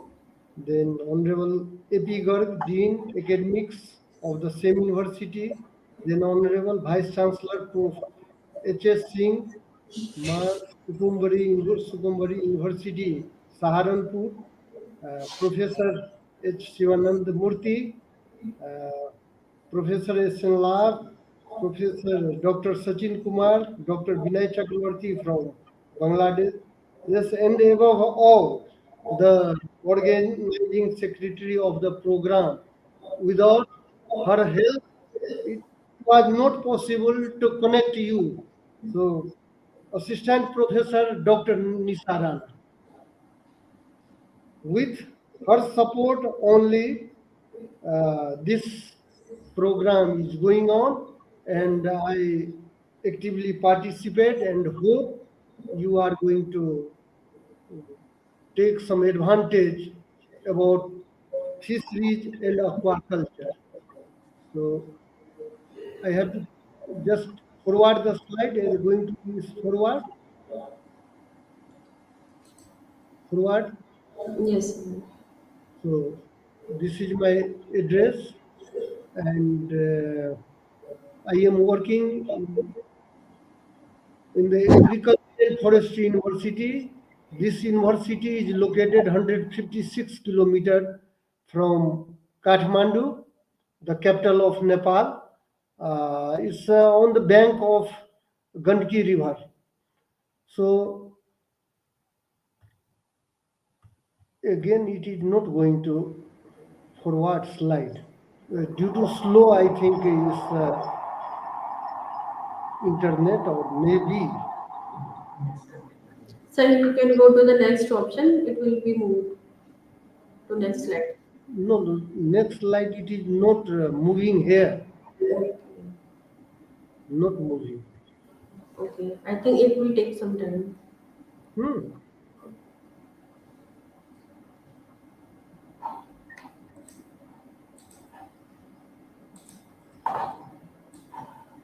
I think it needs a level of internet. Then only. Mhm.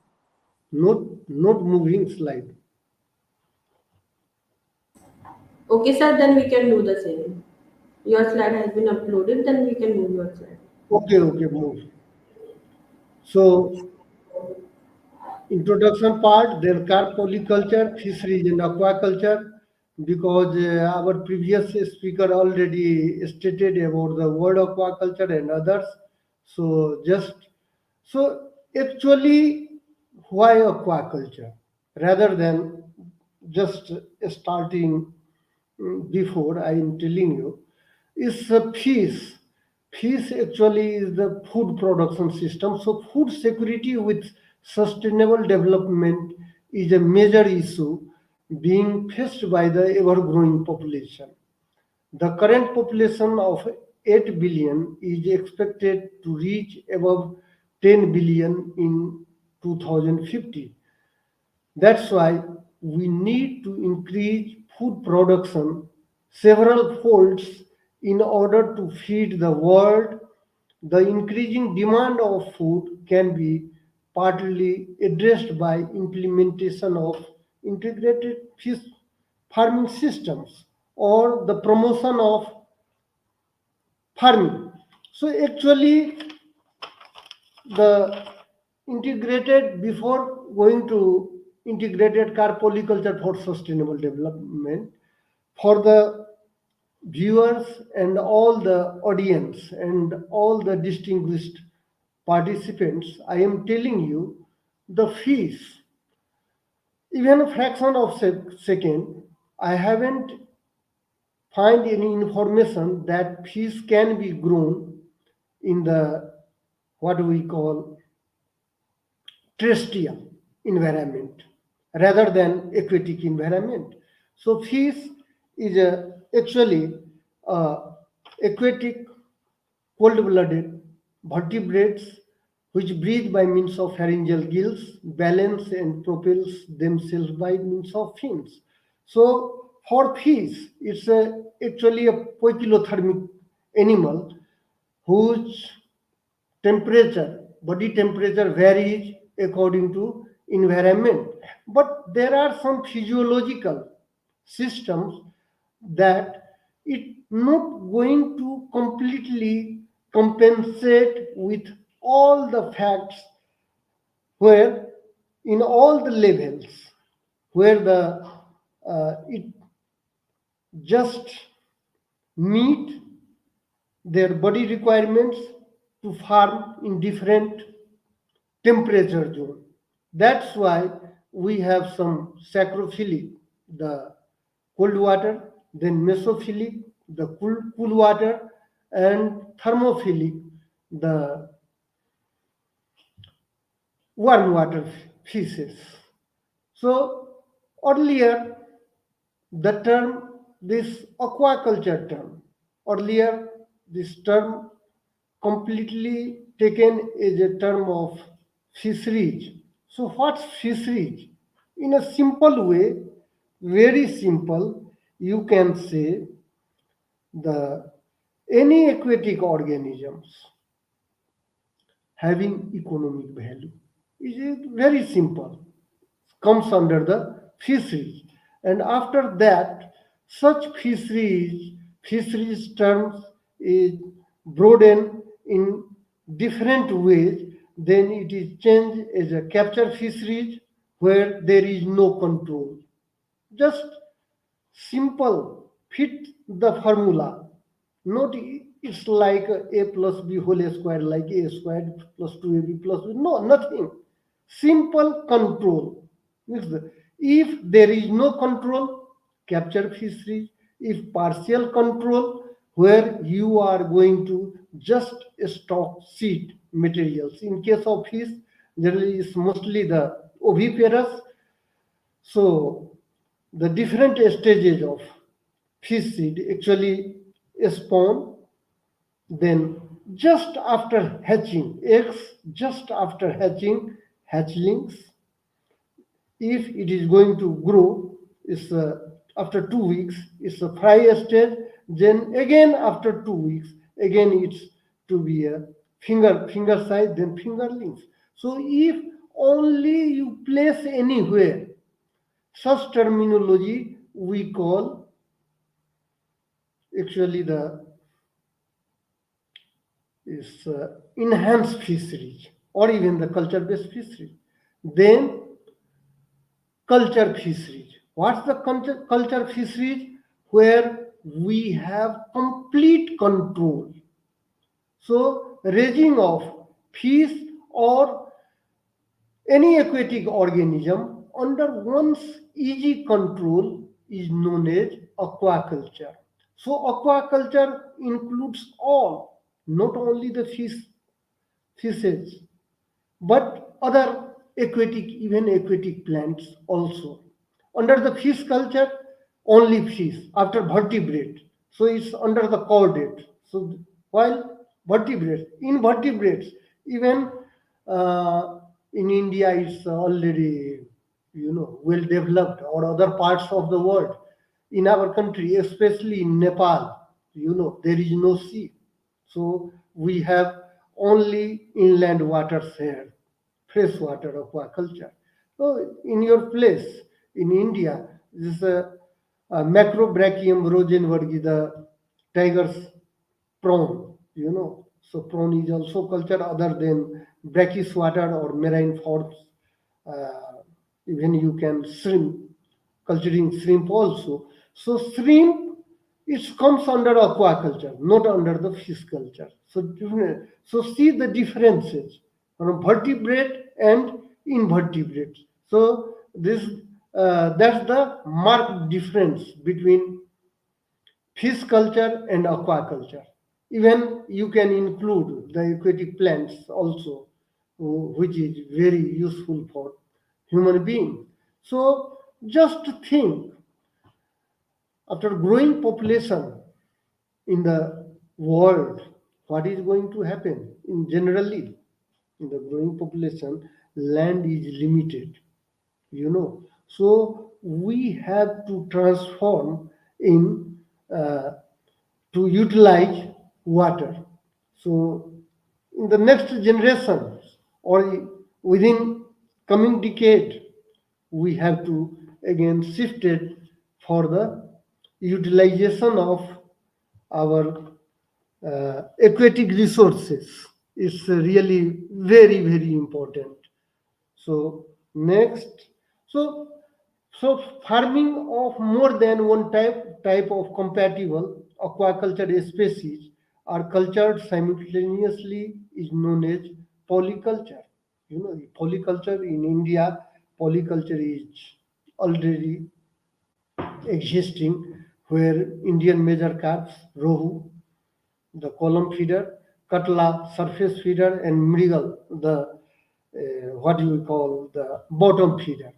And in India also, there are some exotic species like Chinese carp, silver carp, brigade carp, grass carp, and other carps, the common carps.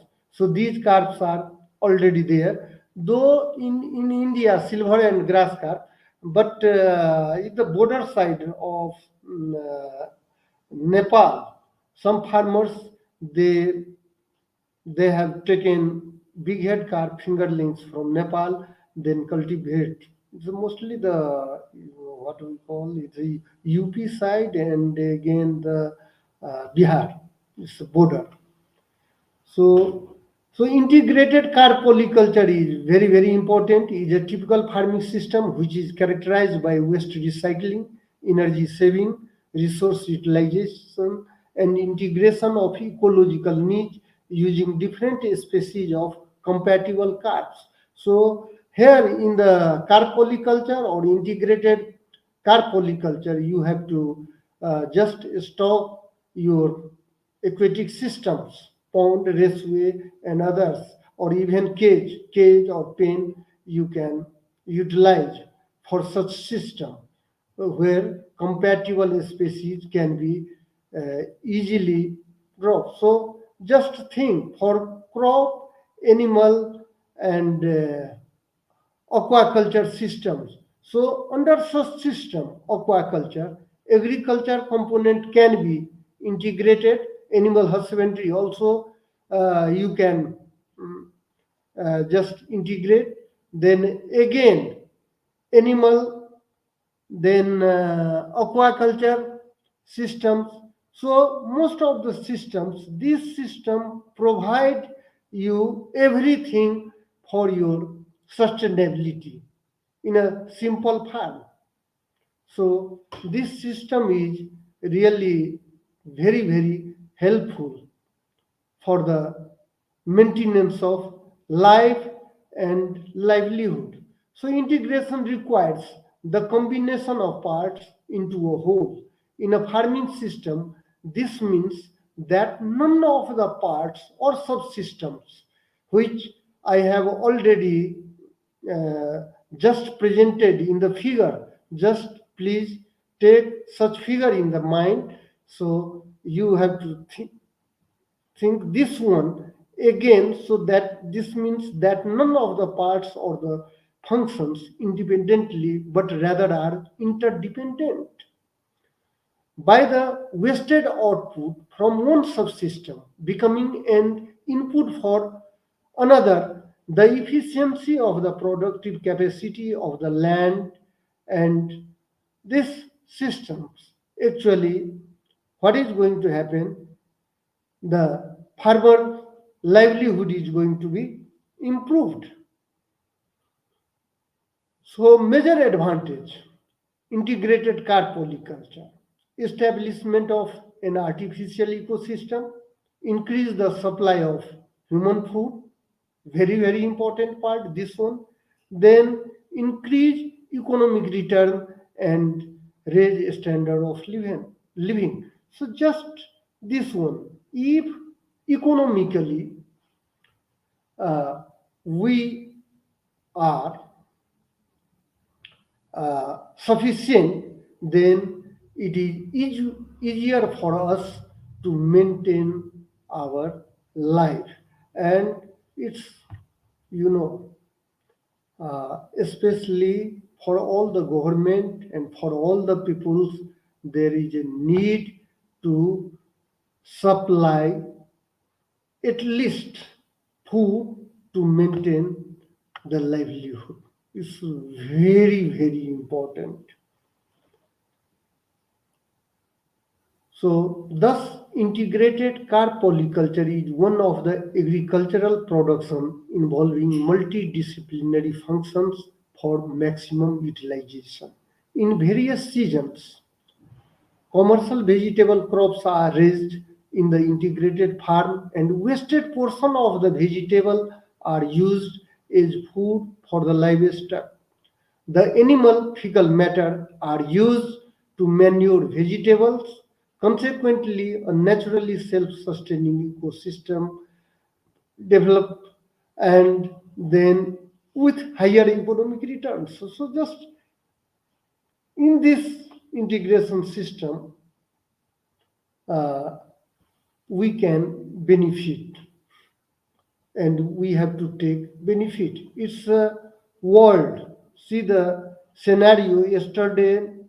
Our participants already benefited by the talk of Professor H. Shivananda Murthy from the Neotia University. So just I am going to skip this one. Already uh, explained, and it is going to increasing order in aquaculture rather than capture fisheries, you know. So global fish consumption in India little bit more. In Nepal we have very less, you know, only around the 3.5 or 4 kg is very less we have, but other countries it is more and more.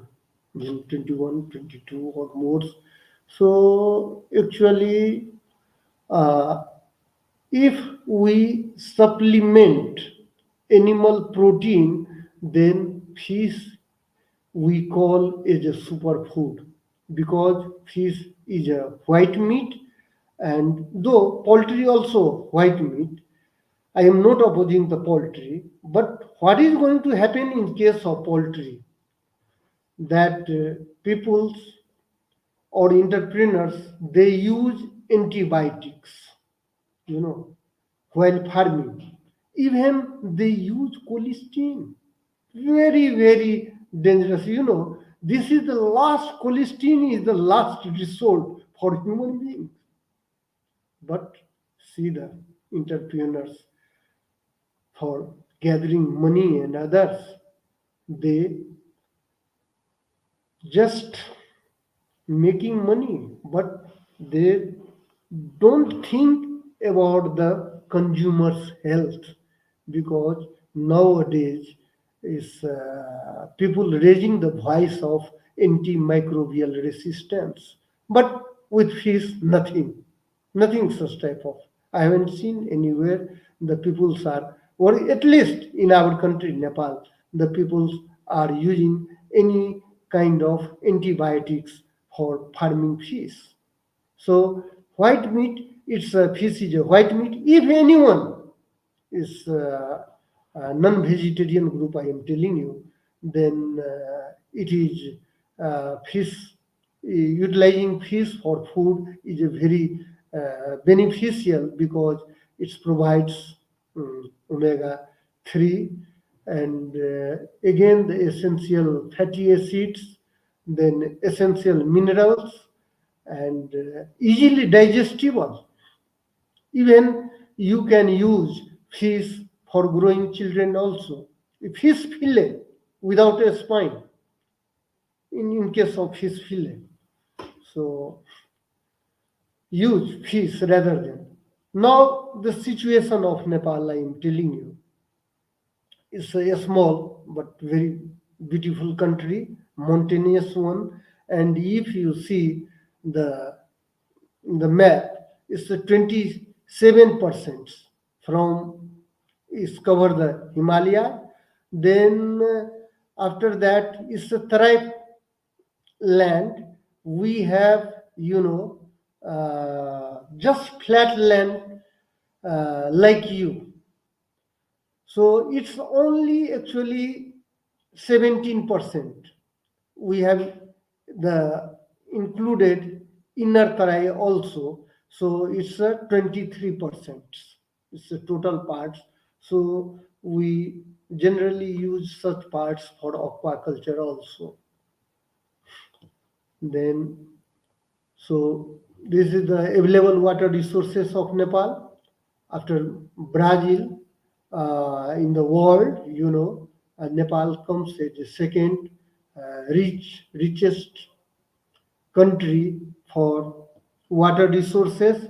And you wonder to notice that the river Ganges during summer seasons get all the even 70% or more discharges from the rivers of Nepal during summer, you know, because the three river system, Kosi in the east, Gandaki or Narayani in the central, and we call Karnali rivers, which name in India is Ghagra river. These are all three major river systems of Nepal, and all water discharges in the river, holy river Ganges. So so this available water resources, and in our place the total fish species we have, however you have more and more, is we have only inland waters, so 252 species, indigenous 236, exotic 16. So species under culture we have 7 carp species, then we have perch. You have also the Nile tilapia. So we have only Nile tilapia, but you have other species also. Is Oreochromis niloticus, and you have other species one also. Then catfish, we have Pangasianodon hypothalamus, but Clarius uh, is banned. African mangur, African catfish, Clarius garipinus already banned in Nepal. And these fishes, all these fishes included under 15 orders, then 14 families under 120 genera. These fishes included under this. So these are the orders. So Cypriniform order is the major order. You know, it's major order. Then again, these are the cultivated fishes. So see, Lebiorohita comes under number one because in cultural systems in the Bihar parts of India or some parts of eastern UP, when the wedding ceremony, the people serve this fish. It's Levio one. It's why this fish is costly and is tastiest fish among all the cultivated carbs. You know this one is phosphoglycoproteins. So see, then Sirinus mrigala, then Katla, then we have here other species, silver carp, Hypophthalmictis molitrix, then Hypophthalmictis nobilis, then the grass carp Tinopharyngodon idela, and Cyprinus carpio, the common carp, and in some form, especially in research centers, in research centers of uh, uh, governments, they use tortor. We call sir is torputitora. Then this one, the Nile tilapia, and this comes under perch group. Exotic. This one is also exotic. Then we have exotic cold water species, rainbow trout, Oncorhynchus micis. Then catfishes, Pangasianodon hypothalamus, and we have one Puntius gonionotus, their new name, scientific name. Sometimes some is changes. So Barbonimus gonionotus. So these are the species cultivated. So we have 113. So it's a very less. So even 100,000, 137 and 736 is a metric ton. Uh, in other language, when you have lakh system 100,000, so 113,736 metric ton, 1,13,736 metric ton is the total fish production. But from culture fishery, we have 92,736 metric ton, while capture fisheries is constant 21,000 metric ton. So fish farming in ponds, aquaculture from the ponds 82,161 metric ton. Average productivity is less. In some farmers, some of the farmers they produce more, some of the farmers they produce less. So it's average well, 5.32 or even sometimes 5.8 or 9 to go. But contribution in GDP, uh, so agriculture GDP 1.83, around 2% only. Due to landlockness, we have very less production under the inland fisheries, and contribution in national around 0.5%. Per capita fish production 3.88 kg, and per capita fish consumption is 3.92. Is 3.9 actually why we import fish from other country, mostly India. From India we import, So this is the graph. This graph already indicate that this one is the See this one. The blue line is completely constant, 21,000 metric ton, while aquaculture is growing and growing. See, the aquaculture, pond farming is growing. So it's again developing a stage. So this one is the employment generation, is for fisheries also then, but it's ignored. I don't know what's the actual the situation in India, but the border sided fish, just the communities totally depend on the catching of fish, generally called Mallah or others. Uh, we have different ethnic groups here, so such ethnic groups, generally people ignored, but they are the self-employer group, self-employment. So we must be take care of them also. We have to think, you know now a day one too big to ignore. There is a program lead from one of the Professor Ratna from Memorial University, starting the campaign.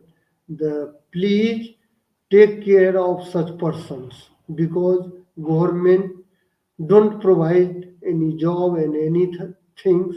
So how can we improve the catch of the river systems, because now natural catch is declining and declining. So just think. So aquaculture practiced in raceway, in mountainous region, in your Uttarakhand, you have also it's a cold water fisheries research center in Uttarakhand, in many more places. Then I think in Himachal also. Then we have in high altitudes, this one. Then cage and enclosure in hills. Mostly the Pokhara, we have one city, the major city of Nepal. Is mostly lake city people call. So cage and enclosures and pond and swamps in southern Tarai is a flatland area. So see, nowadays is completely is going. So see the STP area of pond is again is STP area, hilly area, STP area you can utilize for rainbow trout or cold water species, culture of cold water species very easily, to uplift the livelihood of such people dependent on farming. Otherwise, it's very difficult to utilize such type of land completely STB, the mountainous area. So again, the carp's contribution in our place, 60%, duty carp, and 40% our indigenous major carp here. And see the carp polyculture, how it is utilizing different niches, food from different niches. So you don't need to give the food or little bit food only. Is self-sustaining system, very very important system. So what are the factors affecting species selection and stocking rates in carpolyculture? Water temperature, very important. We have warm water species, so water temperature, then pond fertilization practices, feeding habits of fish, tolerance to pond conditions, market value of fish, and harvesting. So these are the factors very very important when you are going to start any farming activity. you know then please think about these factors, then start your enterprise. And I am telling you, aquaculture enterprises is very very beneficial. Every agronomical, horticultural, everyone telling this one beneficial, this one. But if you start this one or even integration, this aquaculture system, it's a different commodity, certainly you will get benefited. So this one, the pattern of stocking different fish species on the basis of feeding habits. So we have surface feeder, katla, then silver carp, exotic one, column feeder, rohu and grass carp, and mrigal and common carp. So just think here, it can be the percentage can be changed which species is measured. So think also the market value of fish also, which fish fetch more market value. So just think on that. And grass carp is the fish which feeds all the way in the feeding zone of pond. But while stocking grass carp, please be careful. Other species is there again. Otherwise, monoculture of grass carp is not you know is not successful, because due to their wastage release of their wastage. And grass carp is a voracious feeder, and they have unique type of pharyngeal teeth. you know so it's voracious feeder. When temperature grows, it's over 25 and more, then it's more and more uh, grasses, uh, and their wastes fertilize the pond. And due to less levels of dissolved oxygen in the early in the morning, the all fish or all systems going to be collapsed. So please be careful while utilizing grass carp is a major species. So if anyone going to start business enterprise, then for a species combination, so see this one, the percentage of fish 30, 15%, then mrigal 25%, then again 5 species combination, 6 species combination. See, so different species, anyone from today's, you are already, you are watching this video and slide. So I hope certainly you will get benefited from this presentation. Okay. So these are the species combination for anyone going to start this enterprise. Then next, so is expansion and marketing is going on. People's in people's like live fish in Nepal. So now even Kathmandu is the colder place again. Nowadays temperature is very less. Even you can get even the colder month the live fish, because people like such fish. You know. So this live fish uh, market is expands expanding everywhere. Then what are the challenge to aquaculture, especially the seed quality, then species diversity, feed and FCR, waste disposal, quality production, balanced supply, urban aquaculture, biosecurity and food safety. So just think on that. Seed quality, for any crop, even for agronomical, even you can say horticultural crop, you need good quality of seed. So in case of aquaculture also or fish farming, you need good quality of seed, because good quality seed determines your production strategy.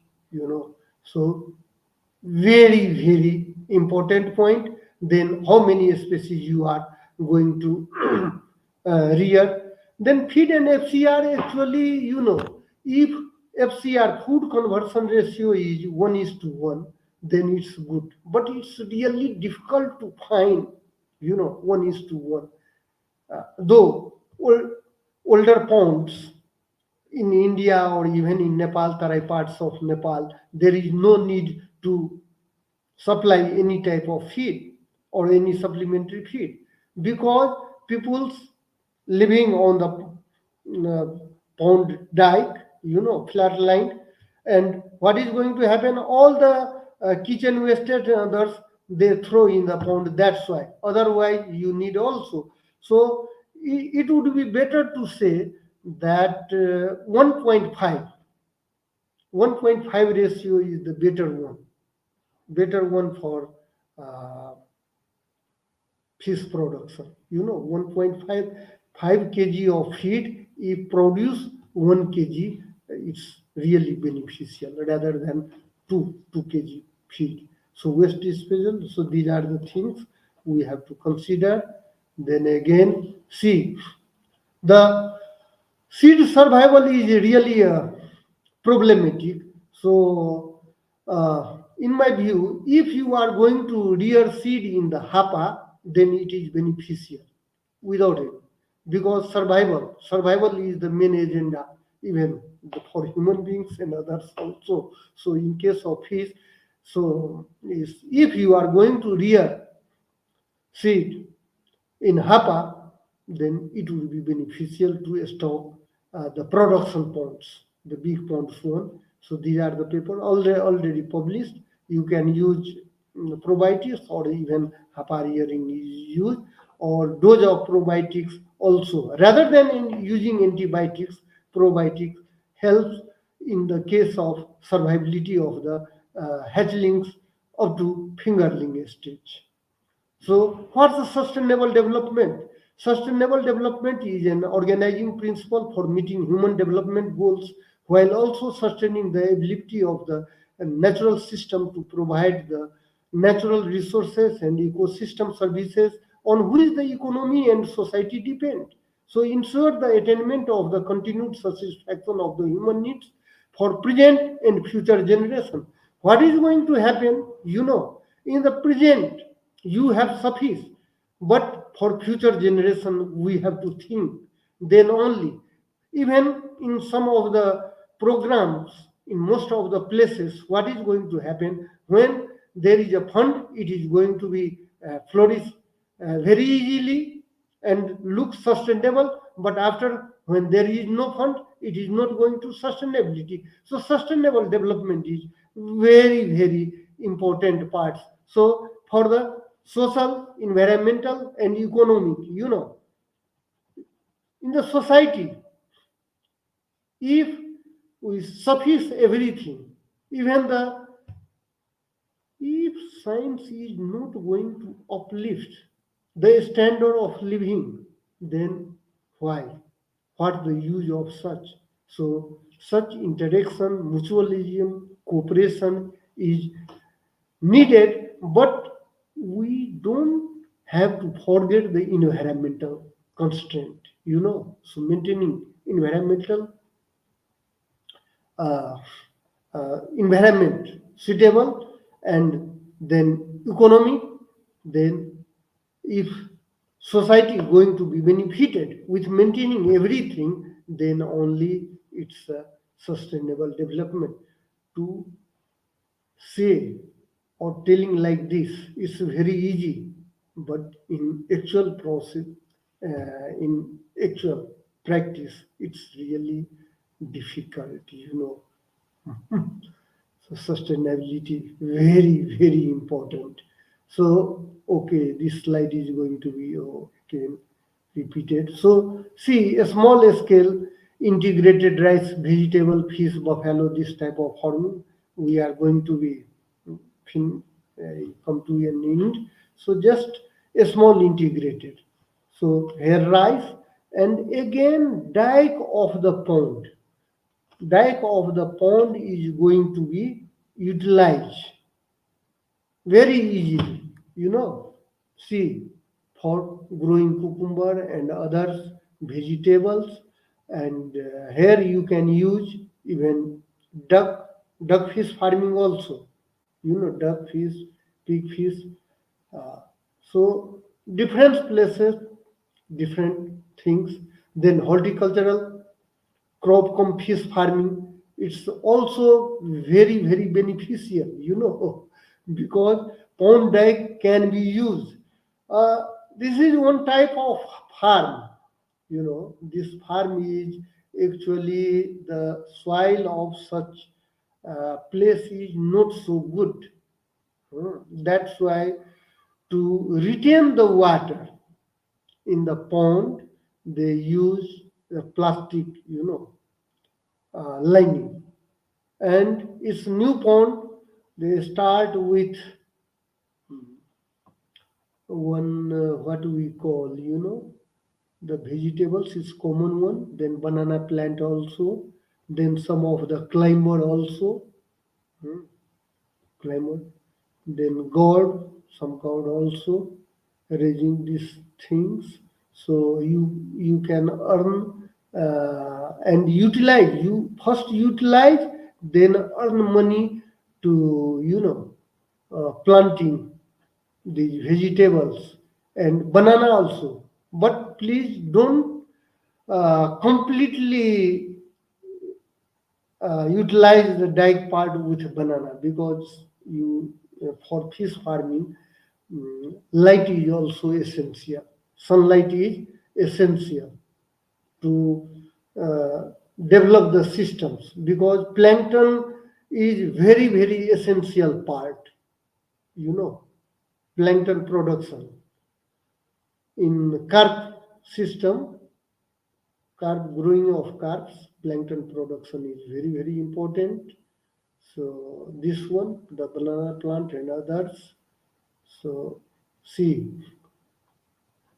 the bottle gourd,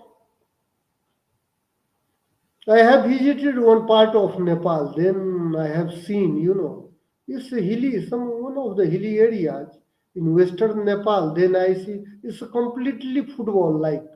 It's a bottle gourd, same. This one is very common everywhere. This side of figure, some portions of the figure from this one, from the this one from the Bangladesh, this part from the Nepal. See this one. It's like football, like completely like this god and this growing god in the dike, bottle god in the dike of the pond, fish pond is again beneficial. Mm. People in local language here called Loki. It's a name, In Nepal it is called Loki. So you can grow and again earn money from this activity. This one, then again, is one again common.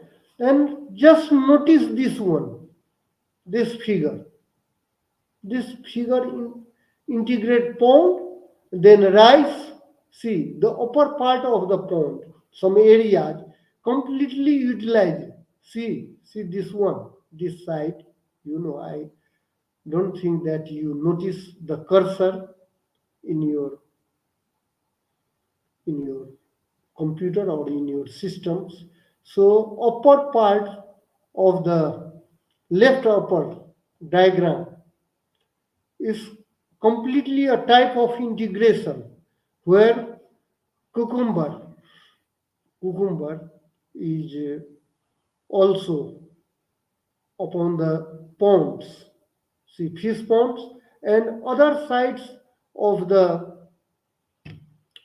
rice already planted, the upper parts of the some parts of the what do we call pond, and some parts only grown, some areas of the land is grown uh, fish in the pond.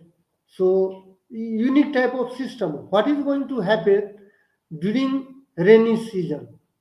Due to raining, so upper part is also going to be inundated. You know, the water levels going to high.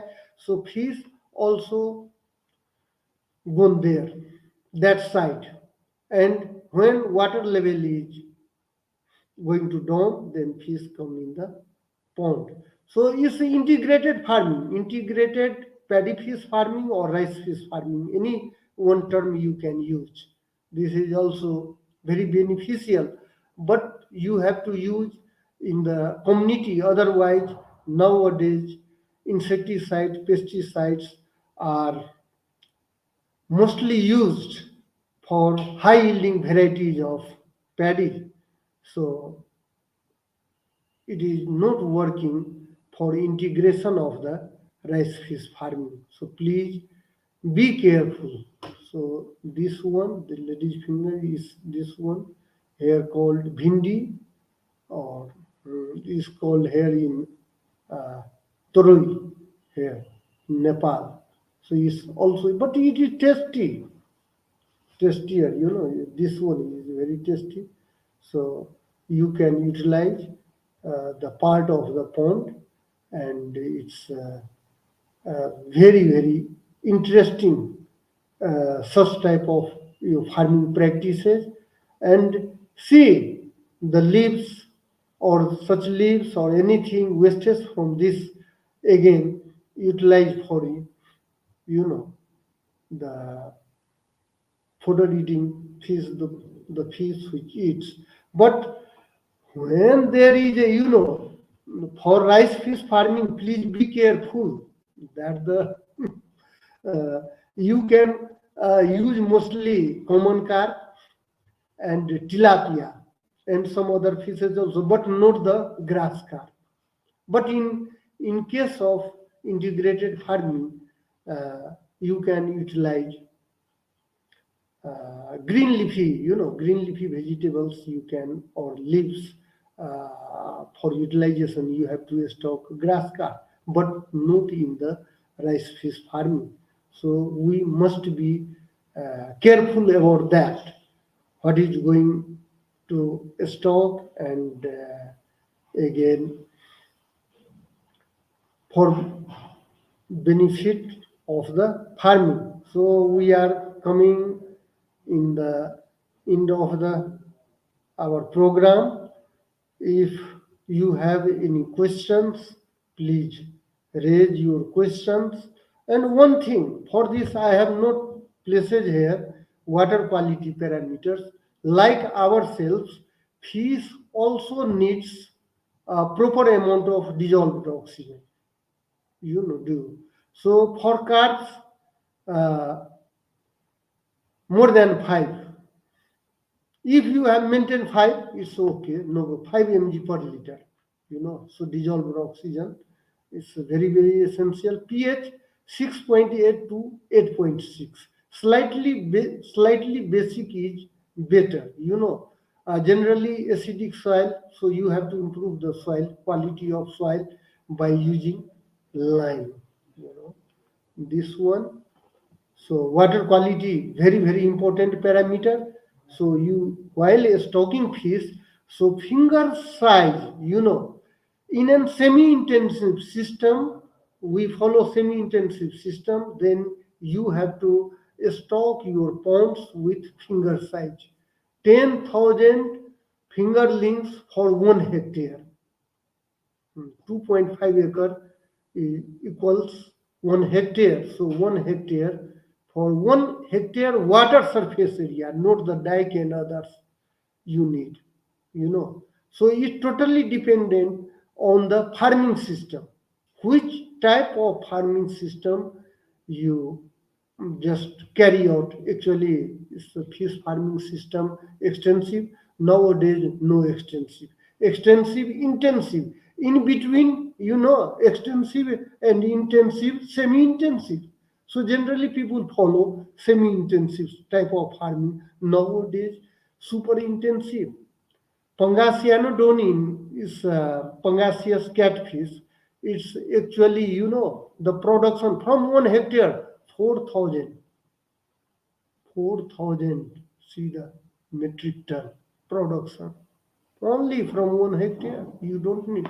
But you must be careful for the fish health also. They completely change the water, exchange water, even over 90%, 90 to 95% daily exchanging water. So highly intensive. Even you can say the super intensive farming system. So see rice fish farming. So you have to make trench refuge. In Nepal, peripheral trench is utilizing mainly. So this on the rice fish farming, integration of rice.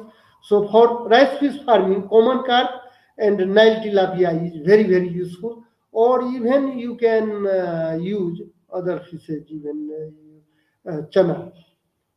There is a name of fish, chana species. uh, so it's a Saudi, people call soda. So a snakehead fish, you can utilize this one. So gaps in knowledge, so see, lack of appropriate data to identify vulnerability in the fishery sector, knowledge scaling of research facility to support key experiment and fieldwork on river and lake habitats and sustainability. So investigations on the risk of increased incidence of pathogen uh, for important aquaculture species is really very, very important. When there is a intensification, there might be the risk of outbreak of diseases. So please be careful. And this is our university's one block, the main central uh, part of our university. So we have started in Nepal. You have several universities in India, and yesterday's program already, Sivanand sir already telling that in 1969, the Mangalore, the only one fisheries college, now 40 college, more than 40 colleges, and many universities in India. But in Nepal, we don't have any university, fisheries university. Just we have a starting 4 years BSc fisheries program. In India, you call BFSC. So here, if anyone is interested to study, so please, again, you can enroll here, very cheapest education here in Nepal. So it's freshwater aquaculture, 4 years BSc fisheries program, and we enroll 21 students per year only here. And our university is the only university, agriculture and forestry university is the only university in Nepal who caters 4 years BSc fisheries program. So this one, then the last one slide, the integrated approach enables an effective utilization of both land and water resources and greatly enhance economic return while lowering production costs. Sustainable aquaculture development must be advanced in a manner that is environmentally sustainable and that protects the quality of the environment for other users, while it is equally important for society to protect the quality of the environment for the aquaculture. So, so thanks for your endurance. It's our building, aquaculture fisheries program building, and backside of the fisheries program building. So thanks everyone for Thank you your so much, sir. attention. And I hope, I don't know what type of this system is a streaming system. We generally use Zoom here in Nepal, or in other most of the programs here today first time. So I am really grateful to Dr. Nisa, uh, Dr. Rana. So make available and connect with you. Otherwise, it was not possible. It is not possible for connection. And if you have any question to your professors, Professor Rana, and she is going to communicate. And I am really help to you, and I am really interested, and maybe visit your university also in near future. Thanks, everyone. Stay safe and Thank you. healthy. Thank you so much, sir. Thank you for such a evocating, edifying, and enlightening speech. It will be definitely helpful for us in future also.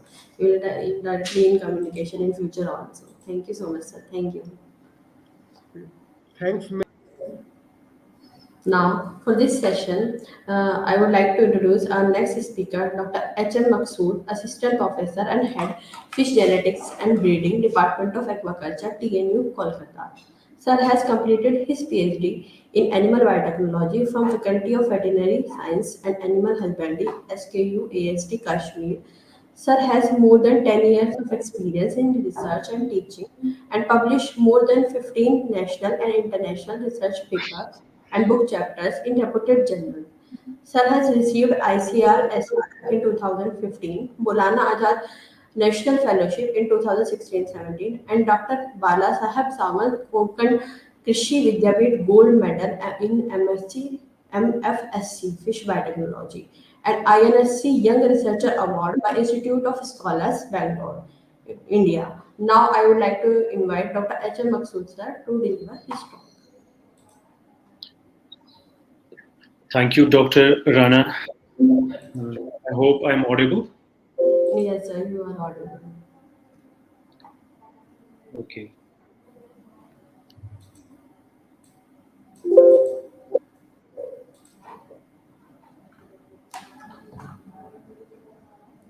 The presentation is visible, right? Yes, sir. Yes, your presentation is visible. Okay. Good afternoon, everyone. As I was told by Dr. Rana that most of the participants are students, so I have kind of redesigned my whole presentation and made it student friendly and that is understandable to everybody across the semesters that are registered for this seminar. So my topic for today's talk is leveraging nutritional genomics, pioneering insights and contemporary advances in aquaculture practices. And from I think this is the second day of the program, and there have a lot of senior and very reputed academicians and scientists, those who have talked on aquaculture. So my talk will be a little deviation from mainstream aquaculture. I will be talking about one of the applications that nutrition and molecular biology have in aquaculture. So the outline of my talk is I will be first introducing you a few terms and terminology. And then we will be looking into the history of nutritional genomics and how the daily nutrients that we eat or we feed the fish, how they interact with our genes and affect the gene expression, and what are the nutrigenomics approach in fish nutrition in particular and aquaculture as a whole. And finally, we'll be looking into the future prospects. So starting with the introduction, I would like to introduce you a few terms here. Uh, Nutrition. Nutrition is basically the procurement of nutrients, or you can simply say that it is the intake of food in relation to our dietary needs. And when we talk of fishes, in relation to the dietary needs of fish. And genomics is the sequencing and analysis of an organism's genome. Genome is the entire DNA content that is present within one cell. And omics, it is the 21st century term that is being used. It is the collective characterization and quantification of tools or biological molecules that translate into structure, function, dynamics of an organism or organisms as a whole. And nutrigenomics is the study of molecular relationship between nutritional stimuli and the response of the genes. The diet we eat or the diet we feed to the fish, it is having a lot of nutrients, be it carbohydrates, proteins, lipids, macronutrients or micronutrients we call them. Those all nutrients, they act as precursors when we talk of genomics or gene expression. So what are the effect of the diet that is going to be on the genes and how they will react after the stimulus they get from the diet is the nutrigenomics. So this is an emerging field that tend to unfold the role of nutrition on gene expression. And there are a few more terms. Transcriptomics, it is a study of transcriptome. Transcriptome is the total collection of gene transcripts in a cell or a tissue at a given period of time. And when we correlate with this term transcriptome with nutrition, it becomes nutritranscriptomics. And proteome, like I said, it is the study of proteomes, the complete collection of proteins in a cell or a tissue at a given point of time. And again, when we talk of proteomics in relation to the nutrition, it becomes nutriproteomics. And metabolome is the study of metabolomics is the study of metabolome, which is the entire metabolic content of an cell or an organism at a given point of time. And again, when we talk of nutrition and metabolomics in together, it becomes nutrimetabolomics, sorry. So it's a very interesting field. It has kind of shifted toward focus from epidemiological and physiological point of view, and we see molecular biology or genetics from a different prism. The history, like I said, is it is a very new field when we talk of aquaculture, but in human medicine, or it dates back to the 90s, when the first word, even before the DNA structure was revealed, we had this concept of nutrigenomics, nutritional genomics, how nutrients are affecting our genome. But even I hope if I will use some Hindi, it will be okay for the students. So जैसे हम घर पे जब हमें जुकाम सर्दी होती है तो our parents give us काढ़ा, अदरक वाली चाय, something like that, or any other disease element we face or health issues. So our parents, grandparents prescribe us homemade remedies. What are these? These are actually the bioactive components that are in those food items, or in those ingredients. They act on our genes. They act on the proteins that are being expressed within our cells. So when it comes to the history of nutrigenomics, it goes back to even when Watson and Crick gave their structure, double helical structure, in 1953.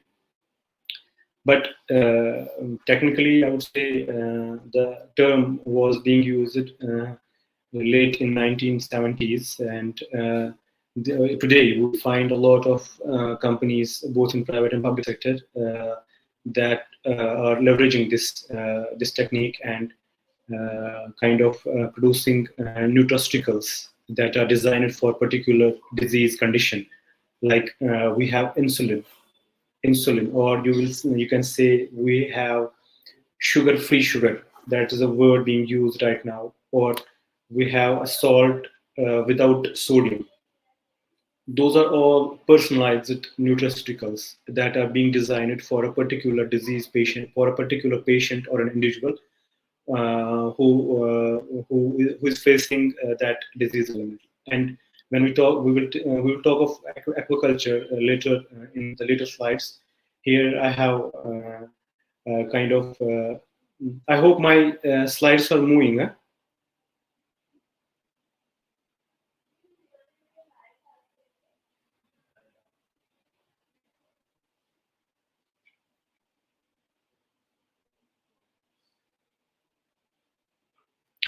I mean, there are various companies that are out there that have come up with this, that have leveraged this concept of nutrigenomics.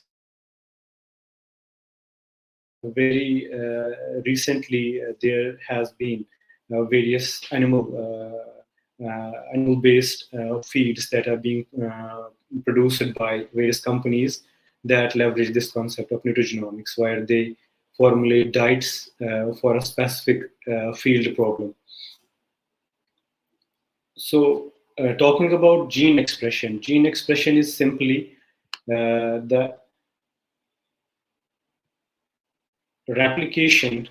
The first DNA is going to replicate within a cell, and that replicated DNA has to form a protein. But before that, an mRNA is formed, that is called transcription, and from that mRNA, the protein is formed or coded. That is the transcription. This transformation of molecules from DNA, mRNA, protein is called the central dogma of life. And this nutrient, when I was talking about the earlier slides, that Nutrigenomics is the interaction of nutrients and genes. This interaction can be of two nature. Mostly, we can have a direct interaction where nutrients directly influence the genes, or we can have an indirect interaction where the nutrients act as signal transductors, like in epigenetics or genetic variations that we encounter. The common example of genetic variation is SNPs, single nucleotide polymorphism, where the gene has a mutation at one particular nucleotide. So the modifications that are made by bioactive components that are present in the food can affect at any point in the central dogma, be it in the transcription, be it in the translation, or in the metabolism later on when proteins are made and they are metabolized within cells. They can affect any point, and you might have heard about the various bioactive components that are present in the food, like resveratrol, biotin, folates, vitamin B12, vitamin D, all these bioactive components affect the gene expression, be it DNA methylation, histone modification, MRIs, or chromatin modification. Now, coming to the aquaculture, I would provide a brief overview just to brush up, because a lot of things have been said about the aquaculture.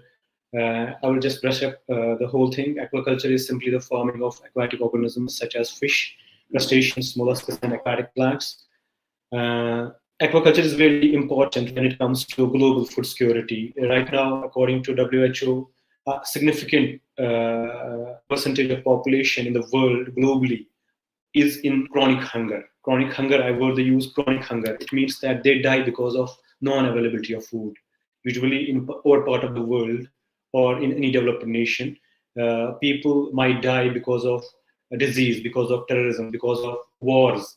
But there is a significant population across globe, mostly in underdeveloped nations, where people die because of lack of food, because of hunger.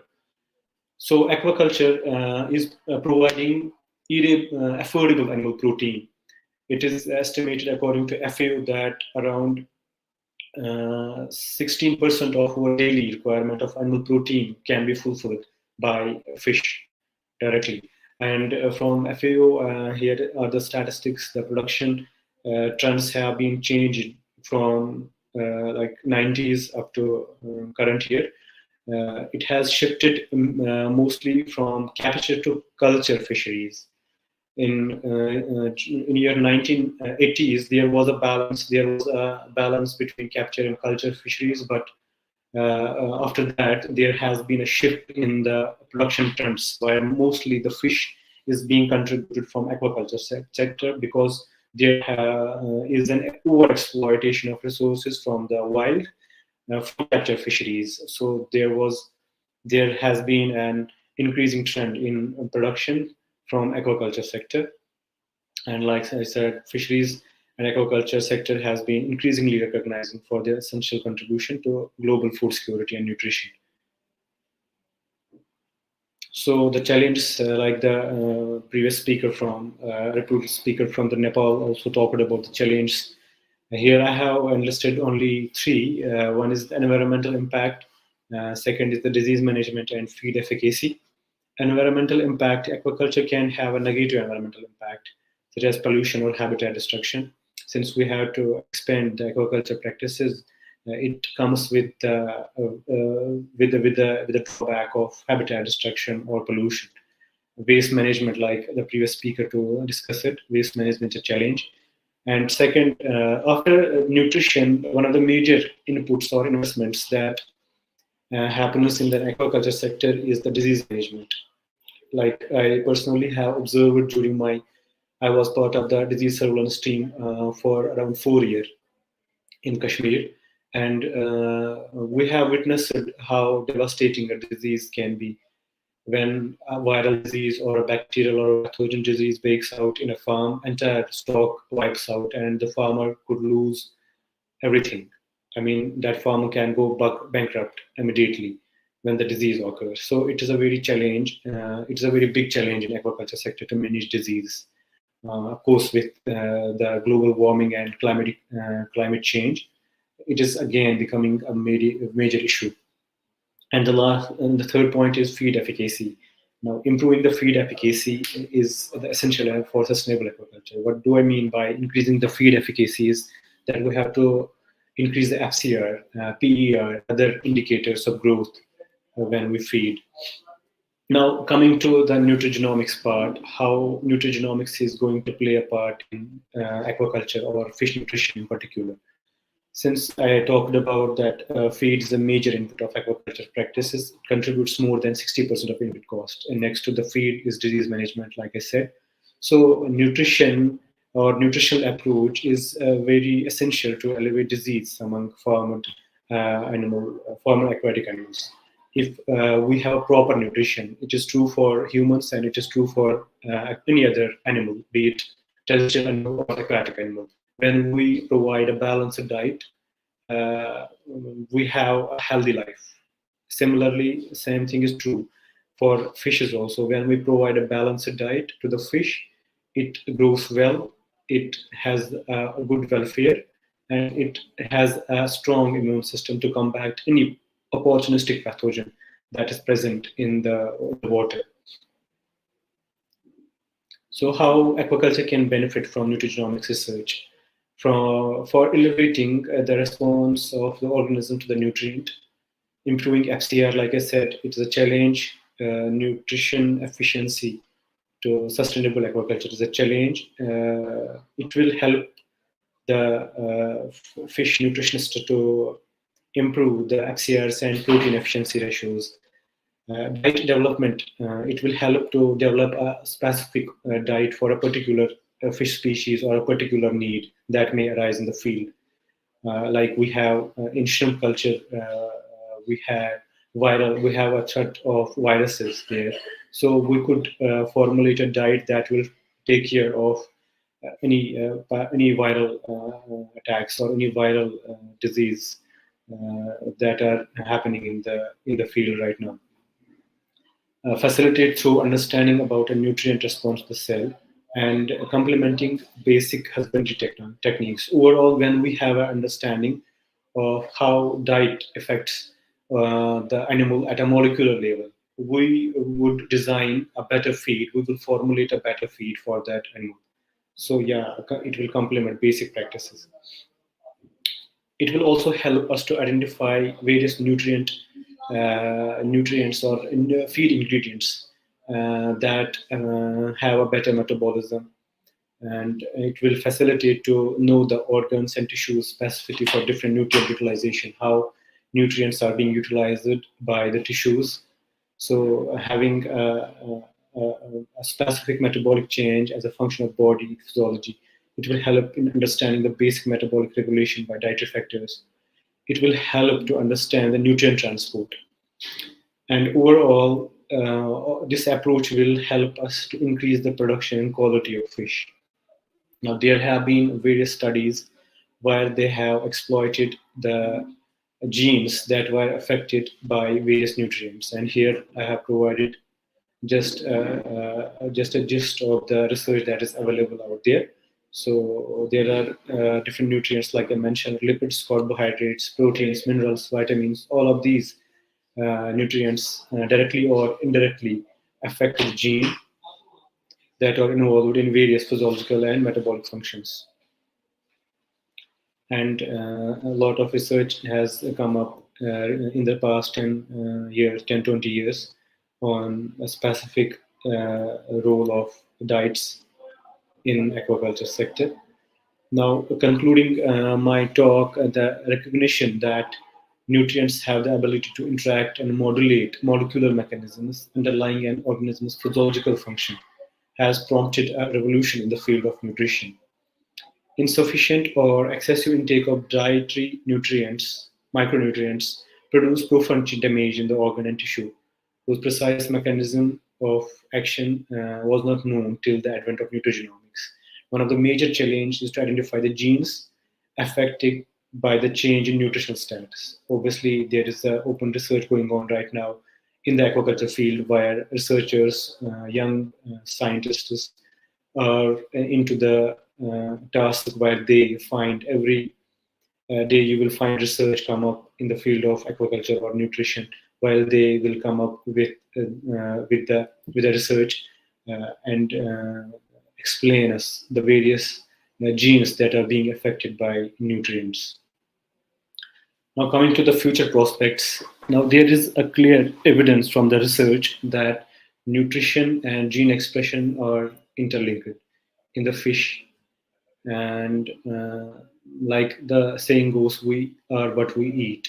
Our diet affects our behavior, our diet affects us, our physique. It is true for the fish also.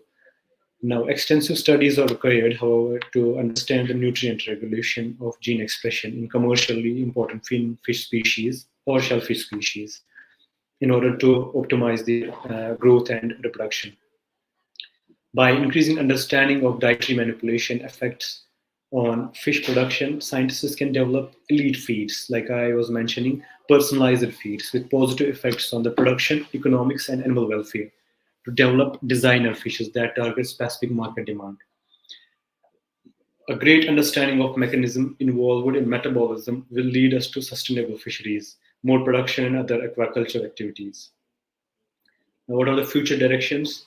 The emerging technologies like AI tools or bioinformatics or genetic sequencing are enabling researchers to better understand the genetics basic of important traits in aquaculture species and the potential impact on aquaculture industry. Nutritional genomics has the potential to revolutionize the aquaculture industry by improving the productivity and sustainability and profitability. Now, as for the request of the host, I was told that I should add a slide on the instrumentation that is usually used to study the nutrient gene relation. Here, I was working in my lab for my PhD studies where I have used various equipments from basic balance, weighing balance to a PCR to a qPCR, that is quantitative polymerase chain reaction. We have a cell culture lab facility there where we need inverted microscope, fluorescent microscope. We need an incubator, CO2 incubator. We need a hood, laminar hood, microcentrifuge. We need what you call for culturing the bacteria. We need this microbiological incubator. So there are various. We need a gel electrophoresis equipment also. So this is about the nutrigenomics. Thank you so much. I would love to hear from the students if they have any questions.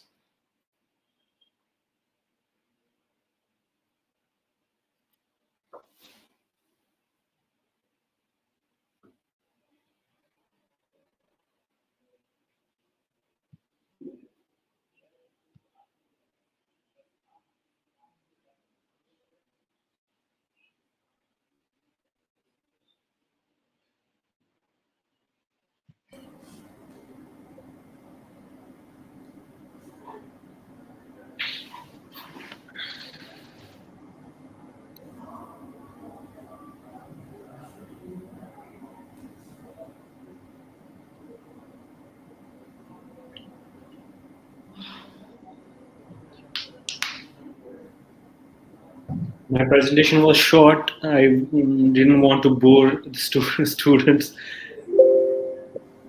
So yeah, if you have any questions, you can use the chat box or you can.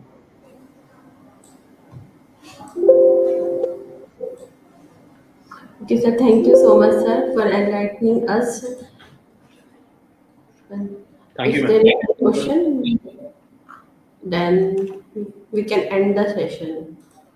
So, thank you so much, sir, for such an illustrative, informative, and cognizant speech. It will be definitely helpful for our students. So thank you so much for Thank you, ma'am. joining. Thank you for the opportunity. Have a good day.